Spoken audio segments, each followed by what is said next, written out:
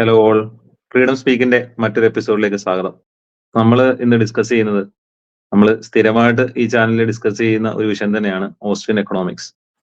ഈ അടുത്ത ദിവസം ഒരു ചാനലില് ഓസ്ട്രിയൻ എക്കണോമിക്സിനെ പറ്റിയിട്ട് ഒരാളൊരു ചോദ്യം ചോദിക്കുകയും അതിന് കൊടുത്ത ഉത്തരങ്ങളും അതാണ് നമ്മൾ ഇന്ന് അനലൈസ് ചെയ്യുന്നത്.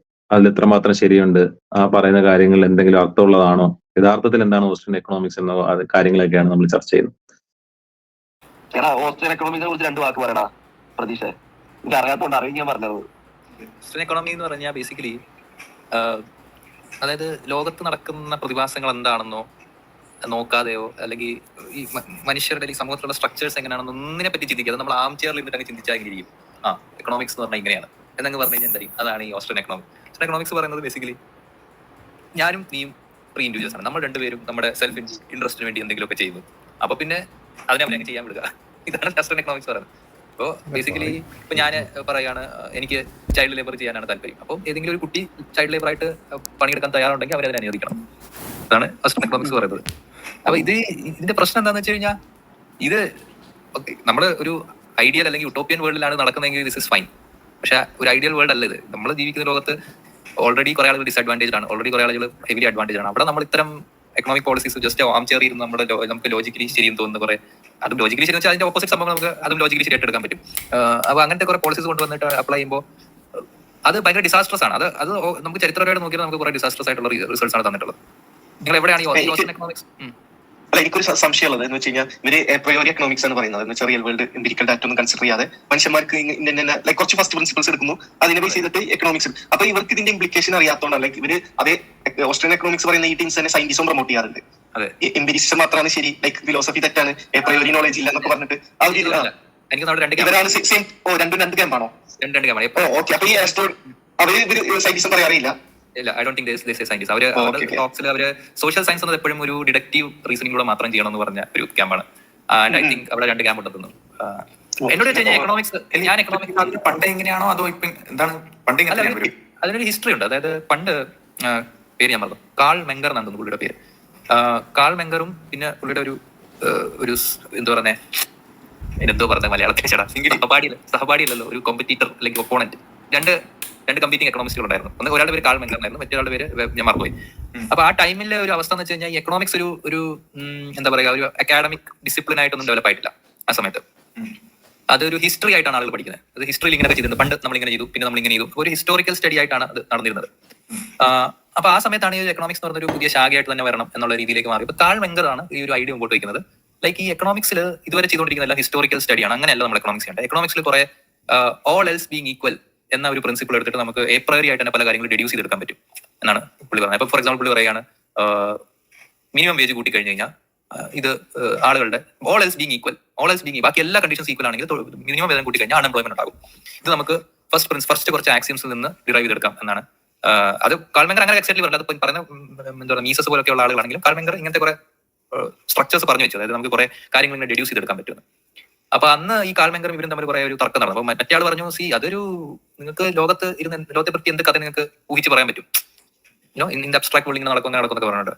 അപ്പൊ കാൾമെങ്കറിന്റെ ഈ ഒരു തിയറി ശരിയാണെന്ന് വിശ്വസിച്ച് വന്ന ഒരു ഡെവലപ്പ് ചെയ്ത ഒരു ബ്രാഞ്ച് ഓഫ് എക്കണോമിക്സ് ആണ് ഓസ്ട്രേലിയ. അതിലവിടെയാണ് പിന്നെ മീസസ്, പിന്നെ ഹായക്ക്, പിന്നെ എനിക്കൊന്ന് മിൽട്ടൺ ഫ്രീഡ്മാനും കുറച്ചൊക്കെ ചിലർ പറയുന്നത് മിൽട്ടൺ ഫ്രീഡ്മാനും പറയുന്നത് ഹായക്കിന്റെ മീസസിന്റെ ഐഡിയ ഒന്ന് പരിഷ്കരിച്ച് പറയുന്നതാണ്. പക്ഷെ ബേസിക്കലി അൾട്ടിമേറ്റ്ലി ഇവരെല്ലാം പറഞ്ഞു വെക്കുന്നത് വെച്ച് കഴിഞ്ഞാൽ കുറെ ഫസ്റ്റ് പ്രിൻസിപ്പിൾസും ആക്സിയംസും ആണ് എക്കണോമിക്സ് എന്നാണ്. എക്കണോമിക്സ് മാത്രമല്ല, ചിലർ പറഞ്ഞ സോഷ്യൽ സയൻസ് മൊത്തം നമുക്ക് ഇങ്ങനെ ഡിഡക്റ്റീവ്ലി കണ്ടുപിടിക്കാൻ പറ്റുന്നതാണ്. സമൂഹത്തിലെ എല്ലാ കാര്യങ്ങളും ഇങ്ങനെ പ്രിമിസ് 1, പ്രിമിസ് 2, പ്രിമിസ് 3 വെച്ചിട്ട് ഡിഡ്യൂസ് ചെയ്യാൻ പറ്റുന്ന കാര്യങ്ങൾ മാത്രമാണ്.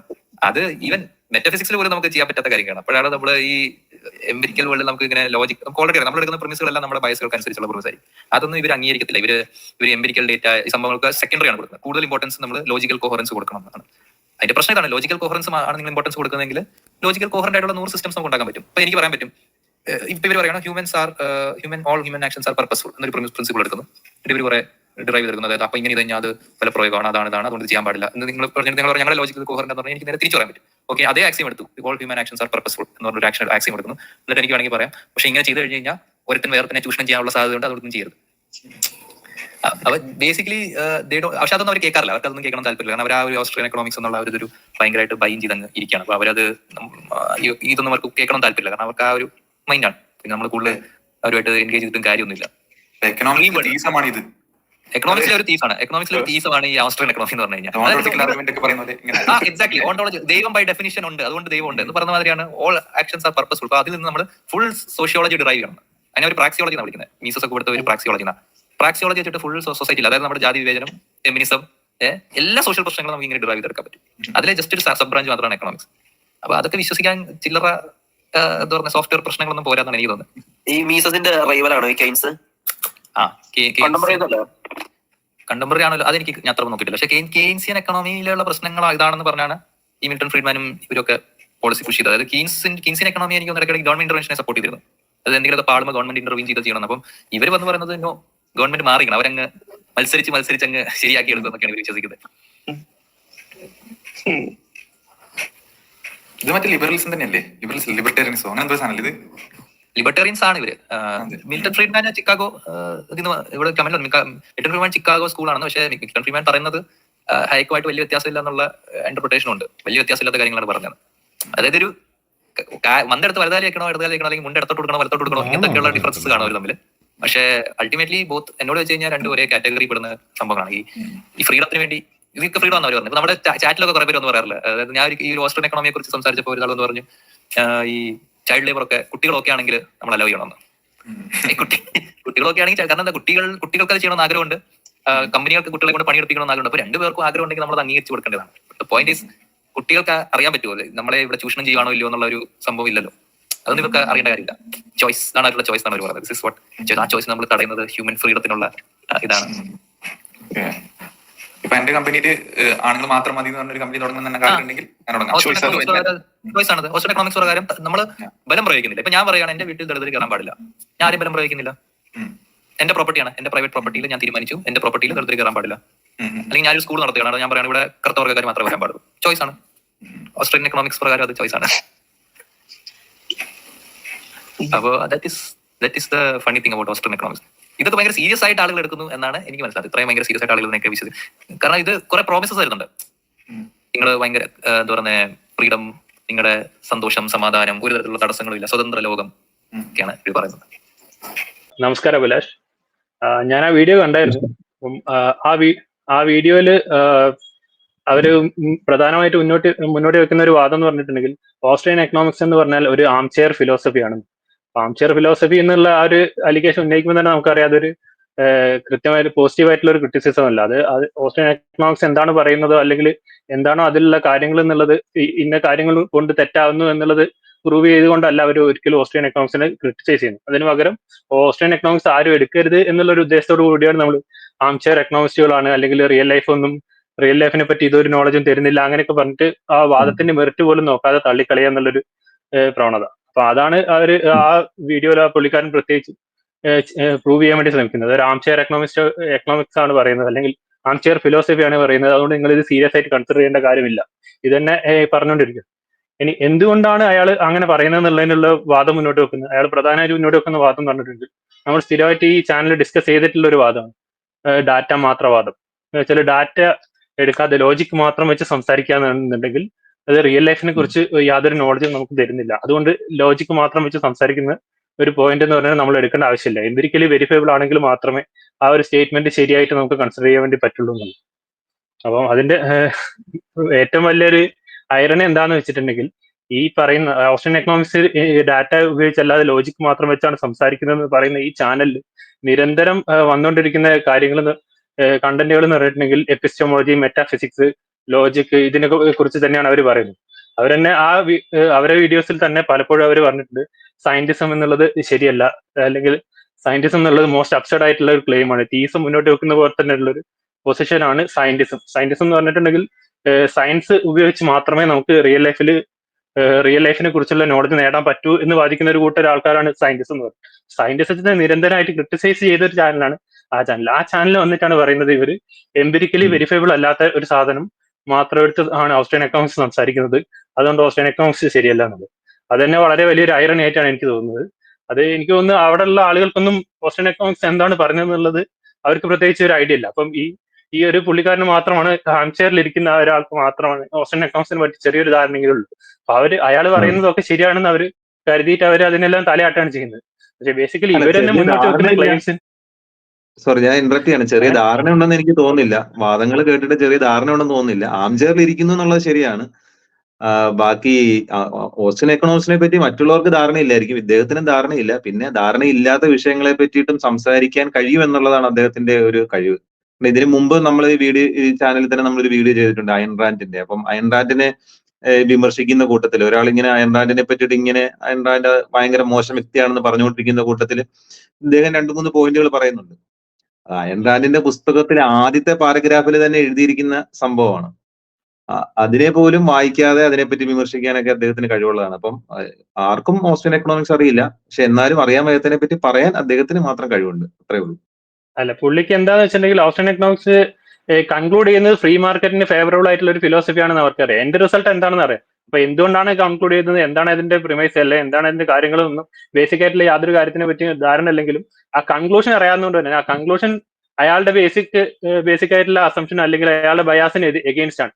പുള്ളി സ്വയം പ്രഖ്യാപിക്കുന്ന ഒരു വോക്കാണ് ലെഫ്റ്റിസ്റ്റ് ഐഡിയോളജി ആണ് നല്ലത്, അല്ലെങ്കിൽ ഇക്വാളിറ്റി ആണ് ഏറ്റവും വലിയ ഐഡിയൽ എന്നൊക്കെ പറഞ്ഞിട്ടുള്ള കാര്യങ്ങളാണ് പറയുന്നത്. അതിന് എന്തെങ്കിലും തെളിവുണ്ടോ എന്ന് വെച്ചാൽ യാതൊരു തെളിവില്ല. അതൊരു ആംചെയർ ഫിലോസഫി ആണെന്നുള്ളത് വേറൊരു കാര്യം. പക്ഷെ എന്നാൽ അങ്ങനെ ഒരു ആംചെയർ ഫിലോസഫി പറയുന്ന ഒരാൾ പറയുന്നത് ഈ ഒരു കൺക്ലൂഷൻ കണ്ടിട്ട് അയാൾ പാടെ ഇതിനെ തള്ളിക്കളയാണ്. പിന്നെ അയാൾ നോക്കുന്നത് എന്താണ്, ഇത് എങ്ങനെയൊക്കെ റിജക്ട് ചെയ്യാൻ വേണ്ടി കഴിയുന്നുള്ള കാര്യത്തിന് വേണ്ടിയിട്ടാണ് അയാൾ ശ്രമിച്ചുകൊണ്ടിരിക്കുന്നത്.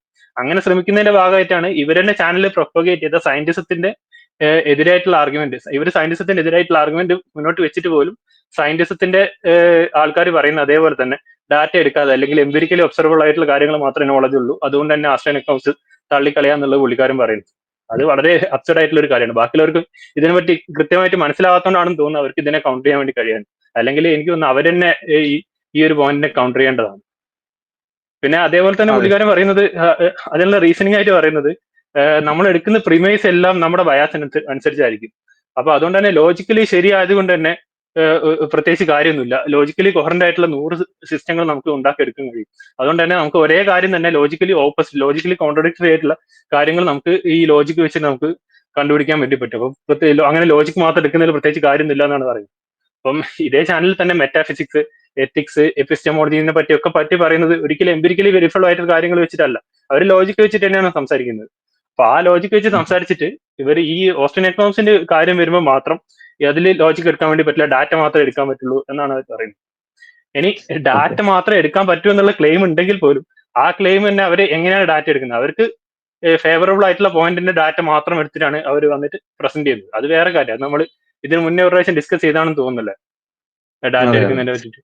പിന്നെ ഈ ലോജിക്കലി ഓപ്പോസിറ്റ് ആയിട്ടുള്ള കാര്യങ്ങളല്ല പുള്ളി ഉദ്ദേശിച്ച, ചിലപ്പം ഡിഫറെന്റ് ഒപ്പീനിയൻസ് ആൾക്കാർക്കുണ്ടാകും. അപ്പൊ അദ്ദേഹത്തിന് ഇപ്പൊ ഫ്രീ മാർക്കറ്റിനെ പോലെ ഒരു ഒപ്പീനിയൻ ഉണ്ടാകാം. അതേപോലെ അദ്ദേഹം സംസാരിക്കുന്ന ആൾക്കാർക്കും അതെ എല്ലാ മനുഷ്യർക്കും ഈ പറയുന്ന ചുറ്റുപാടുള്ള കാര്യങ്ങളെ നോക്കിയിട്ട് അവരെന്തെങ്കിലുമൊക്കെ ഒപ്പീനിയൻസ് പറയുന്നുണ്ടാവും. പക്ഷെ ലോജിക്കലി ഒരു കാര്യം ഓപ്പോസിറ്റ് ആയിട്ടുള്ള ഒരു കാര്യം, രണ്ട് പരസ്പര വിരുദ്ധമായിട്ടുള്ള രണ്ട് കാര്യങ്ങൾ ഉണ്ടാകുക എന്ന് പറയുമ്പം ഏതെങ്കിലും ഒരാൾ അവിടെ ഉപയോഗിച്ചിരിക്കുന്ന മെത്തേഡ് ചിലപ്പോൾ തെറ്റായിരിക്കും, അല്ല എങ്കിൽ രണ്ടുപേരുടെയും മെത്തേഡുകൾ തെറ്റായിരിക്കും എന്നുള്ളതൊക്കെയാണ് അവിടെ നമ്മൾ ചിന്തിക്കേണ്ട കാര്യം. കാരണം നമ്മൾ ഈ ഇപ്പൊ ഉദാഹരണത്തിന് ഇപ്പൊ ഓസ്റ്റിൻ എക്കണോമിക്സിന്റെ ബേസിക് കാര്യങ്ങൾ ഓപ്പോസിറ്റ് കാര്യങ്ങൾ വെച്ചിട്ട് ഇപ്പൊ human action is A purposeful behaviour എന്ന് പറയുന്ന ഒരു സംഭവം, അതിന്റെ ലോജിക്കലി കോൺട്രഡിക്റ്റ് ആയിട്ടുള്ള എന്താണ് നിങ്ങൾ കൊണ്ടുവന്നിട്ടുള്ളത്? അങ്ങനെ അല്ല, ഹ്യൂമൻ ആക്ഷൻ അങ്ങനെ അല്ല എന്നുള്ള രീതിയിൽ എന്തെങ്കിലും ഒരു സിസ്റ്റം ആരെങ്കിലും ക്രിയേറ്റ് ചെയ്യോ എന്തെങ്കിലും ചെയ്തിട്ടുണ്ടോ? ഇല്ല, അങ്ങനെയല്ല. ഇവര് പറയാൻ ഉദ്ദേശിക്കുന്ന വാദം എന്ന് പറയുന്നത് ഈ സംഭവം ആരും അതിനെപ്പറ്റി കൂടുതൽ സംസാരിക്കാനോ ഡിസ്കസ് ചെയ്യാനോ പാടില്ല. അതുകൊണ്ടാണ് പറയുന്നത് ഇതേപോലെ 100 കൂട്ടങ്ങൾ ഉണ്ടാക്കാം. ബേസിക്കലി ഈ വാദങ്ങളെല്ലാം ഒരുമിച്ചെടുത്ത് നോക്കിക്കഴിഞ്ഞാൽ ആംചെയർ ഫിലോസഫി, ഇവരോട് സമ്മതിക്കാൻ കൊള്ളില്ല, ഇവരിങ്ങനെ ഒരേ കാര്യത്തിൽ പിടിച്ചു തൂങ്ങി നിൽക്കുന്നവരാണ്, ലോകം അറിയാതെ 2024 നിങ്ങൾ ഗുഡ് ഫോർ നത്തിങ് ആണ്. അതെ, നമ്മൾ ഈ സംഭവം ആരും കൂടുതൽ സംസാരിക്കാൻ പാടില്ല. ഞാൻ പറയുന്ന കുറെ കാര്യങ്ങളുണ്ട്, അതെടുക്കുക. അല്ലാതെ ഇങ്ങനെ ഒരു ഓസ്റ്റിൻ എക്കണോമിക്സ് എന്ന് പറഞ്ഞൊരു സംഭവം ഉണ്ട്, അതിനെപ്പറ്റി സംസാരിക്കേണ്ട കാര്യമില്ല, അത് മാറ്റി നിർത്തിയേക്കുന്നുള്ളതാണ്. പക്ഷെ ആരായാലും ഇപ്പൊ ഓസ്റ്റിൻ എക്കണോമിക്സിനെ പറ്റി പഠിക്കാനാണെങ്കിലും എന്താണോ ഓസ്റ്റിൻ എക്കണോമിസ്റ്റുകൾ പറഞ്ഞിട്ടുള്ള കാര്യങ്ങൾ അതെടുക്കുക. എന്നിട്ട് അവരുടെ വാദങ്ങൾ ശരിയാണോ തെറ്റാണോ എന്ന് പരിശോധിക്കുക. തെറ്റാണെങ്കിൽ എന്തുകൊണ്ട് തെറ്റാണെന്ന് പറയാം. അതിപ്പോ ഓസ്റ്റിൻ എക്കണോമിക്സിന്റെ കാര്യത്തിൽ മാത്രമല്ല, ഇപ്പൊ അയൺ റാൻഡിനെ പറ്റി സംസാരിക്കുമ്പോഴും അങ്ങനെ ചെയ്യാം. അയൺ റാൻഡ് ഇങ്ങനെ ഒരു കാര്യം പറഞ്ഞിട്ടുണ്ട്, ഇത് എന്തുകൊണ്ട് തെറ്റ് എന്ന് പറയാം. അല്ലാതെ ഒരു കാര്യം സംസാരിക്കുമ്പോൾ, ഇത് നമ്മൾ നേരത്തെ പാലസിയുടെ കാര്യം പറഞ്ഞപ്പം പറഞ്ഞ കാര്യങ്ങളാണ്.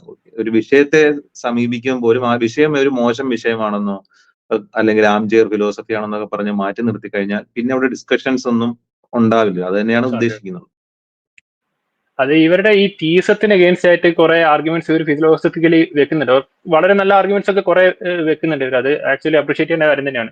അപ്പൊ അങ്ങനെ വെക്കുമ്പോൾ ആ തീസത്തിനെതിരെ ഇവർ പറയുമ്പോൾ അത് കറക്റ്റ് ആയിട്ട് ഇവർ ലോജിക്കലി തന്നെയാണ് ഓരോ ആർഗ്യുമെന്റ്സിനെ എടുത്ത് കൗണ്ടർ ചെയ്യാൻ വേണ്ടി നോക്കുന്നത്. പക്ഷെ ഇവിടെ ഓസ്ട്രിയൻ എക്കണോമിക്സിന്റെ കാര്യം വരുമ്പോൾ ഇവർ ആംചെയർ ഫിലോസഫിയാണ്, ഗുഡ് ഫോർ നത്തിങ് ആണ് അങ്ങനെ പറഞ്ഞിട്ട് വെറുതെ എങ്ങനെയെങ്കിലും തള്ളിക്കളയാനും അല്ലെങ്കിൽ അത് പറയുന്ന ആൾക്കാരുടെ ഉദ്ദേശം ശരിയല്ല. ഇപ്പം തോമസ് ഓവൽ ഹോമോഫോബിക് ആണ്, അല്ലെങ്കിൽ അയൺ റാൻഡ് മിസോജൈനിസ്റ്റിക് ആണ്, അങ്ങനെയൊക്കെ പറഞ്ഞിട്ട്. അതേപോലെ ഇപ്പൊ ഇനിയിപ്പോ ഓസ്ട്രിയൻ എക്കണോമിക്സിനെ അവർ ക്രിട്ടിസൈസ് ചെയ്യുകയാണെങ്കിൽ പോലും എനിക്ക് തോന്നുന്നു അവർ ചെയ്യാൻ പോകുന്നത് ഓസ്ട്രിയൻ എക്കണോമിക്സിൽ ആർഗ്യുമെന്റ്സ് ഉന്നയിക്കുന്ന ആളുകൾ ആരൊക്കെയാന്ന് നോക്കും. എന്നിട്ട് അവര് എന്തെങ്കിലും ജീവിതത്തിൽ അവരെ വേറെ എന്തെങ്കിലും കാര്യങ്ങൾ അവരെ മോശക്കാരനാക്കി ചിത്രീകരിക്കാൻ പറ്റുന്ന എന്തെങ്കിലും ഒരു പോയിന്റ് ഉണ്ടോ എന്ന് നോക്കിയിട്ട് ആ പോയിന്റിനെ പെരുപ്പിച്ച് കാണിക്കാൻ വേണ്ടിയിട്ടായിരിക്കും അവർ ശ്രമം നടത്താമെന്നാണ് എനിക്ക് തോന്നുന്നത്.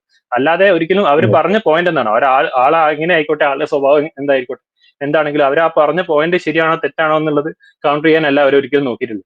അപ്പൊ അത് ഒരിക്കലും ഒരു ഹോണസ്റ്റ് അസസ്മെന്റ് അല്ല.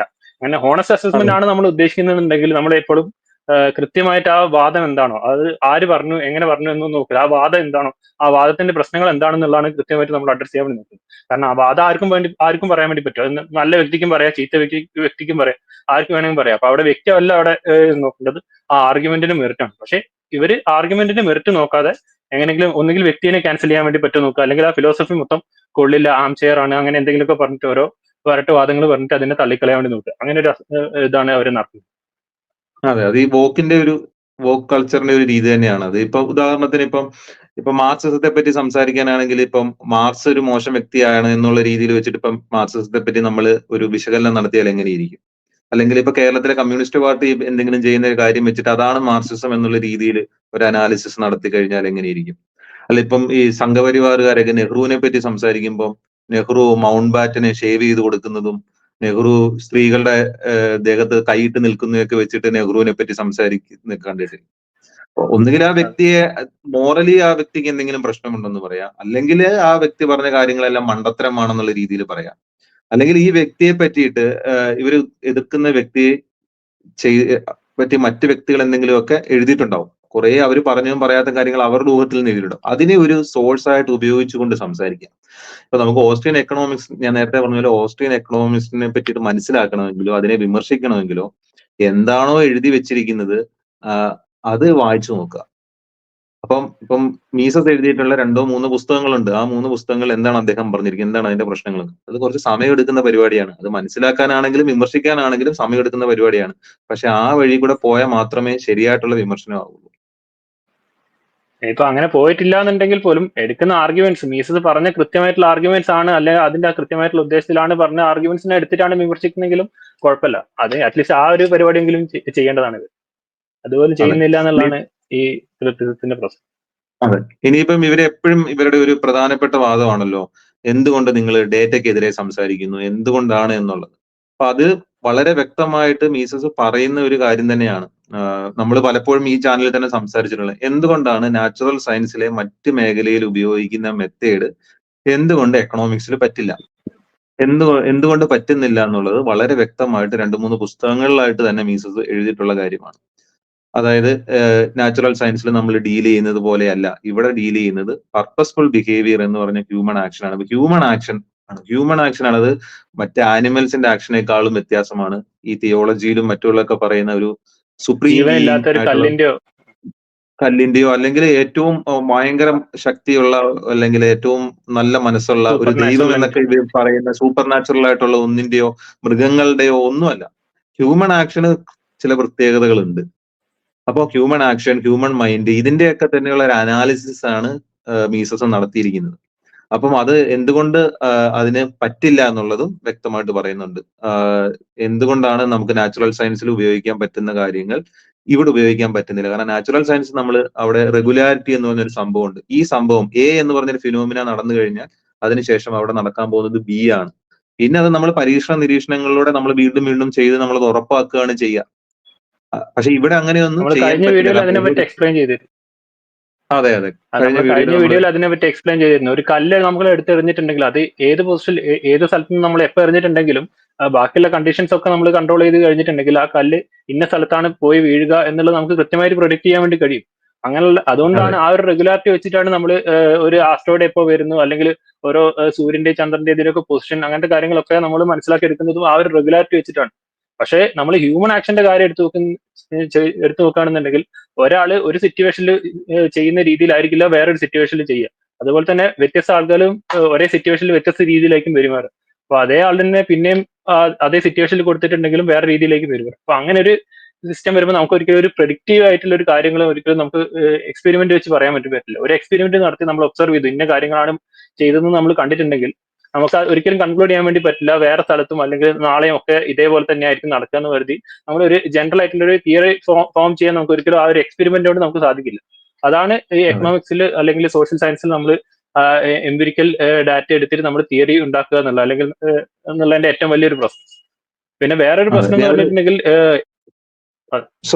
വിഷ്ണു ഒരു ഉദാഹരണം കൂടെ പറഞ്ഞിട്ട്, ഇപ്പം ഉദാഹരണത്തിന് സോഡിയം ക്ലോറിനും എടുത്ത് ഒരു നാച്ചുറൽ സയൻസിലെ ഒരു എക്സ്പെരിമെന്റ് നോക്കുകയാണ്. ഇപ്പൊ സോഡിയം ക്ലോറിൻ തമ്മിലൊരു റിയാക്ഷൻ പരിശോധിക്കുന്ന ഒരു സയന്റിസ്റ്റ്, അതായത് ബാക്കി എല്ലാ കണ്ടീഷൻസും സെറ്റ് ചെയ്ത് വെച്ച് ടെമ്പറേച്ചർ, പ്രഷർ കാര്യങ്ങളൊക്കെ സെറ്റ് ചെയ്ത് വെച്ചതിന് ശേഷം സോഡിയം ക്ലോറിനും തമ്മിൽ ഉള്ള റിയാക്ഷൻ അയാൾക്കൊരു ഇതുണ്ടാവും, എക്സ്പെക്ടേഷൻ ഉണ്ടാവും എന്താ സംഭവിക്കുന്നത് എന്നുള്ളത്. ചെയ്തു നോക്കുന്നു, ചിലപ്പോൾ അയാളുടെ എക്സ്പെക്ടേഷന് വിരുദ്ധമായിട്ടായിരിക്കും സംഭവിക്കുക, പക്ഷെ ഒരു റിസൾട്ട് കിട്ടുന്നു. പിന്നീട് അതേ കണ്ടീഷൻസ് ഒക്കെ വെച്ചതിന് ശേഷവും സോഡിയം ക്ലോറിനും തമ്മിൽ വെച്ച് കഴിഞ്ഞാൽ അതേ സംഭവങ്ങൾ തന്നെ കിട്ടും, റിസൾട്ട് അത് തന്നെ കിട്ടും. ഇല്ല എങ്കിൽ എന്തോ ഒരു പ്രശ്നം, എന്തോ ഒരു കണ്ടീഷൻസ് തെറ്റിപ്പോയിട്ടുണ്ട്, അല്ലെങ്കിൽ അദ്ദേഹത്തിന്റെ ആദ്യത്തെ നിഗമനം ശരിയായിരുന്നില്ല എന്നുള്ളതിന് ശേഷം നമ്മൾ ആ ഒരു റെഗുലാരിറ്റി എങ്ങനെയെങ്കിലും കണ്ടുപിടിക്കും, ആ കോസ് ആൻഡ് ഇഫക്റ്റ് നമ്മൾ കണ്ടുപിടിക്കും. പക്ഷേ നമ്മൾ ഹ്യൂമൻ ആക്ഷനിലേക്ക് വരുമ്പോഴത്തേക്ക് ഒരു യുദ്ധം നടന്നു, ആ യുദ്ധത്തിൽ രണ്ട് പാർട്ടികൾ തമ്മിൽ അനുഭവിക്കുന്നവരുണ്ടാവും, യുദ്ധം അതിനകത്ത് ആക്രമിക്കുന്ന രാജ്യങ്ങളുണ്ടാവാം. അപ്പൊ അതിൽ നിന്നൊക്കെ നമ്മൾ ഹിസ്റ്റോറിക്കൽ ഫാക്ട് മനസ്സിലാക്കി വെക്കുന്നു എന്നുള്ളതല്ലാതെ അതിൽ നിന്ന് നമുക്ക് അതേ കണ്ടീഷൻസ് വെച്ചതിന് ശേഷം ഇങ്ങനെ തന്നെ ആയിരിക്കും ആൾക്കാർ പെരുമാറുന്നതെന്ന് പറയാൻ പറ്റില്ല. അതേപോലെ തന്നെയാണ് കൊടുക്കൽ വാങ്ങലുകളുടെ കാര്യം. ഞാനും വിഷ്ണുവും തമ്മിൽ ചിലപ്പോൾ ഒരു വർഷം മുമ്പ് നമ്മൾ വാല്യൂ ചെയ്യുന്ന കാര്യങ്ങൾ വ്യത്യാസമായിരിക്കും. എനിക്ക് ആ സമയത്ത് ഇഷ്ടമുള്ള കാര്യങ്ങളും വിഷ്ണുവിന് ഇഷ്ടമുള്ള കാര്യങ്ങളും വ്യത്യാസമായിരിക്കും. നമ്മൾ തമ്മിൽ ഒരു ഡീല് നടത്തി.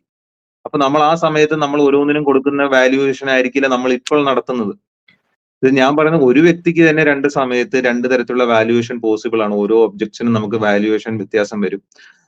അപ്പം അതിനനുസരിച്ച് നമ്മളുടെ മോട്ടീവ്സ് മാറുന്നതിനനുസരിച്ച് നമ്മളുടെ കയ്യിലുള്ള മാർഗങ്ങൾ മാറുന്നതിനനുസരിച്ചിട്ട് എല്ലാ കാര്യങ്ങളും വ്യത്യാസം വരും. അതുപോലെ തന്നെയാണ് ഓരോ വ്യക്തികൾക്കും സമയത്തിനനുസരിച്ചും വ്യത്യാസം വരും, വ്യക്തികൾ മാറുന്നതിനനുസരിച്ച് വ്യത്യാസം വരും, ഇവന്റുകൾ മാറുന്നതിനനുസരിച്ച് വ്യത്യാസം വരും. അപ്പം ഇതിലൊക്കെ അടിസ്ഥാനപരമായിട്ട് നമുക്ക് കണ്ടെത്താൻ കഴിയുന്ന ഒരു സംഭവം എന്ന് പറയുന്നത് ഹ്യൂമൻ ആക്ഷൻ എന്ന് പറയുന്നത് പർപ്പസ്ഫുൾ ബിഹേവിയർ ആണ്.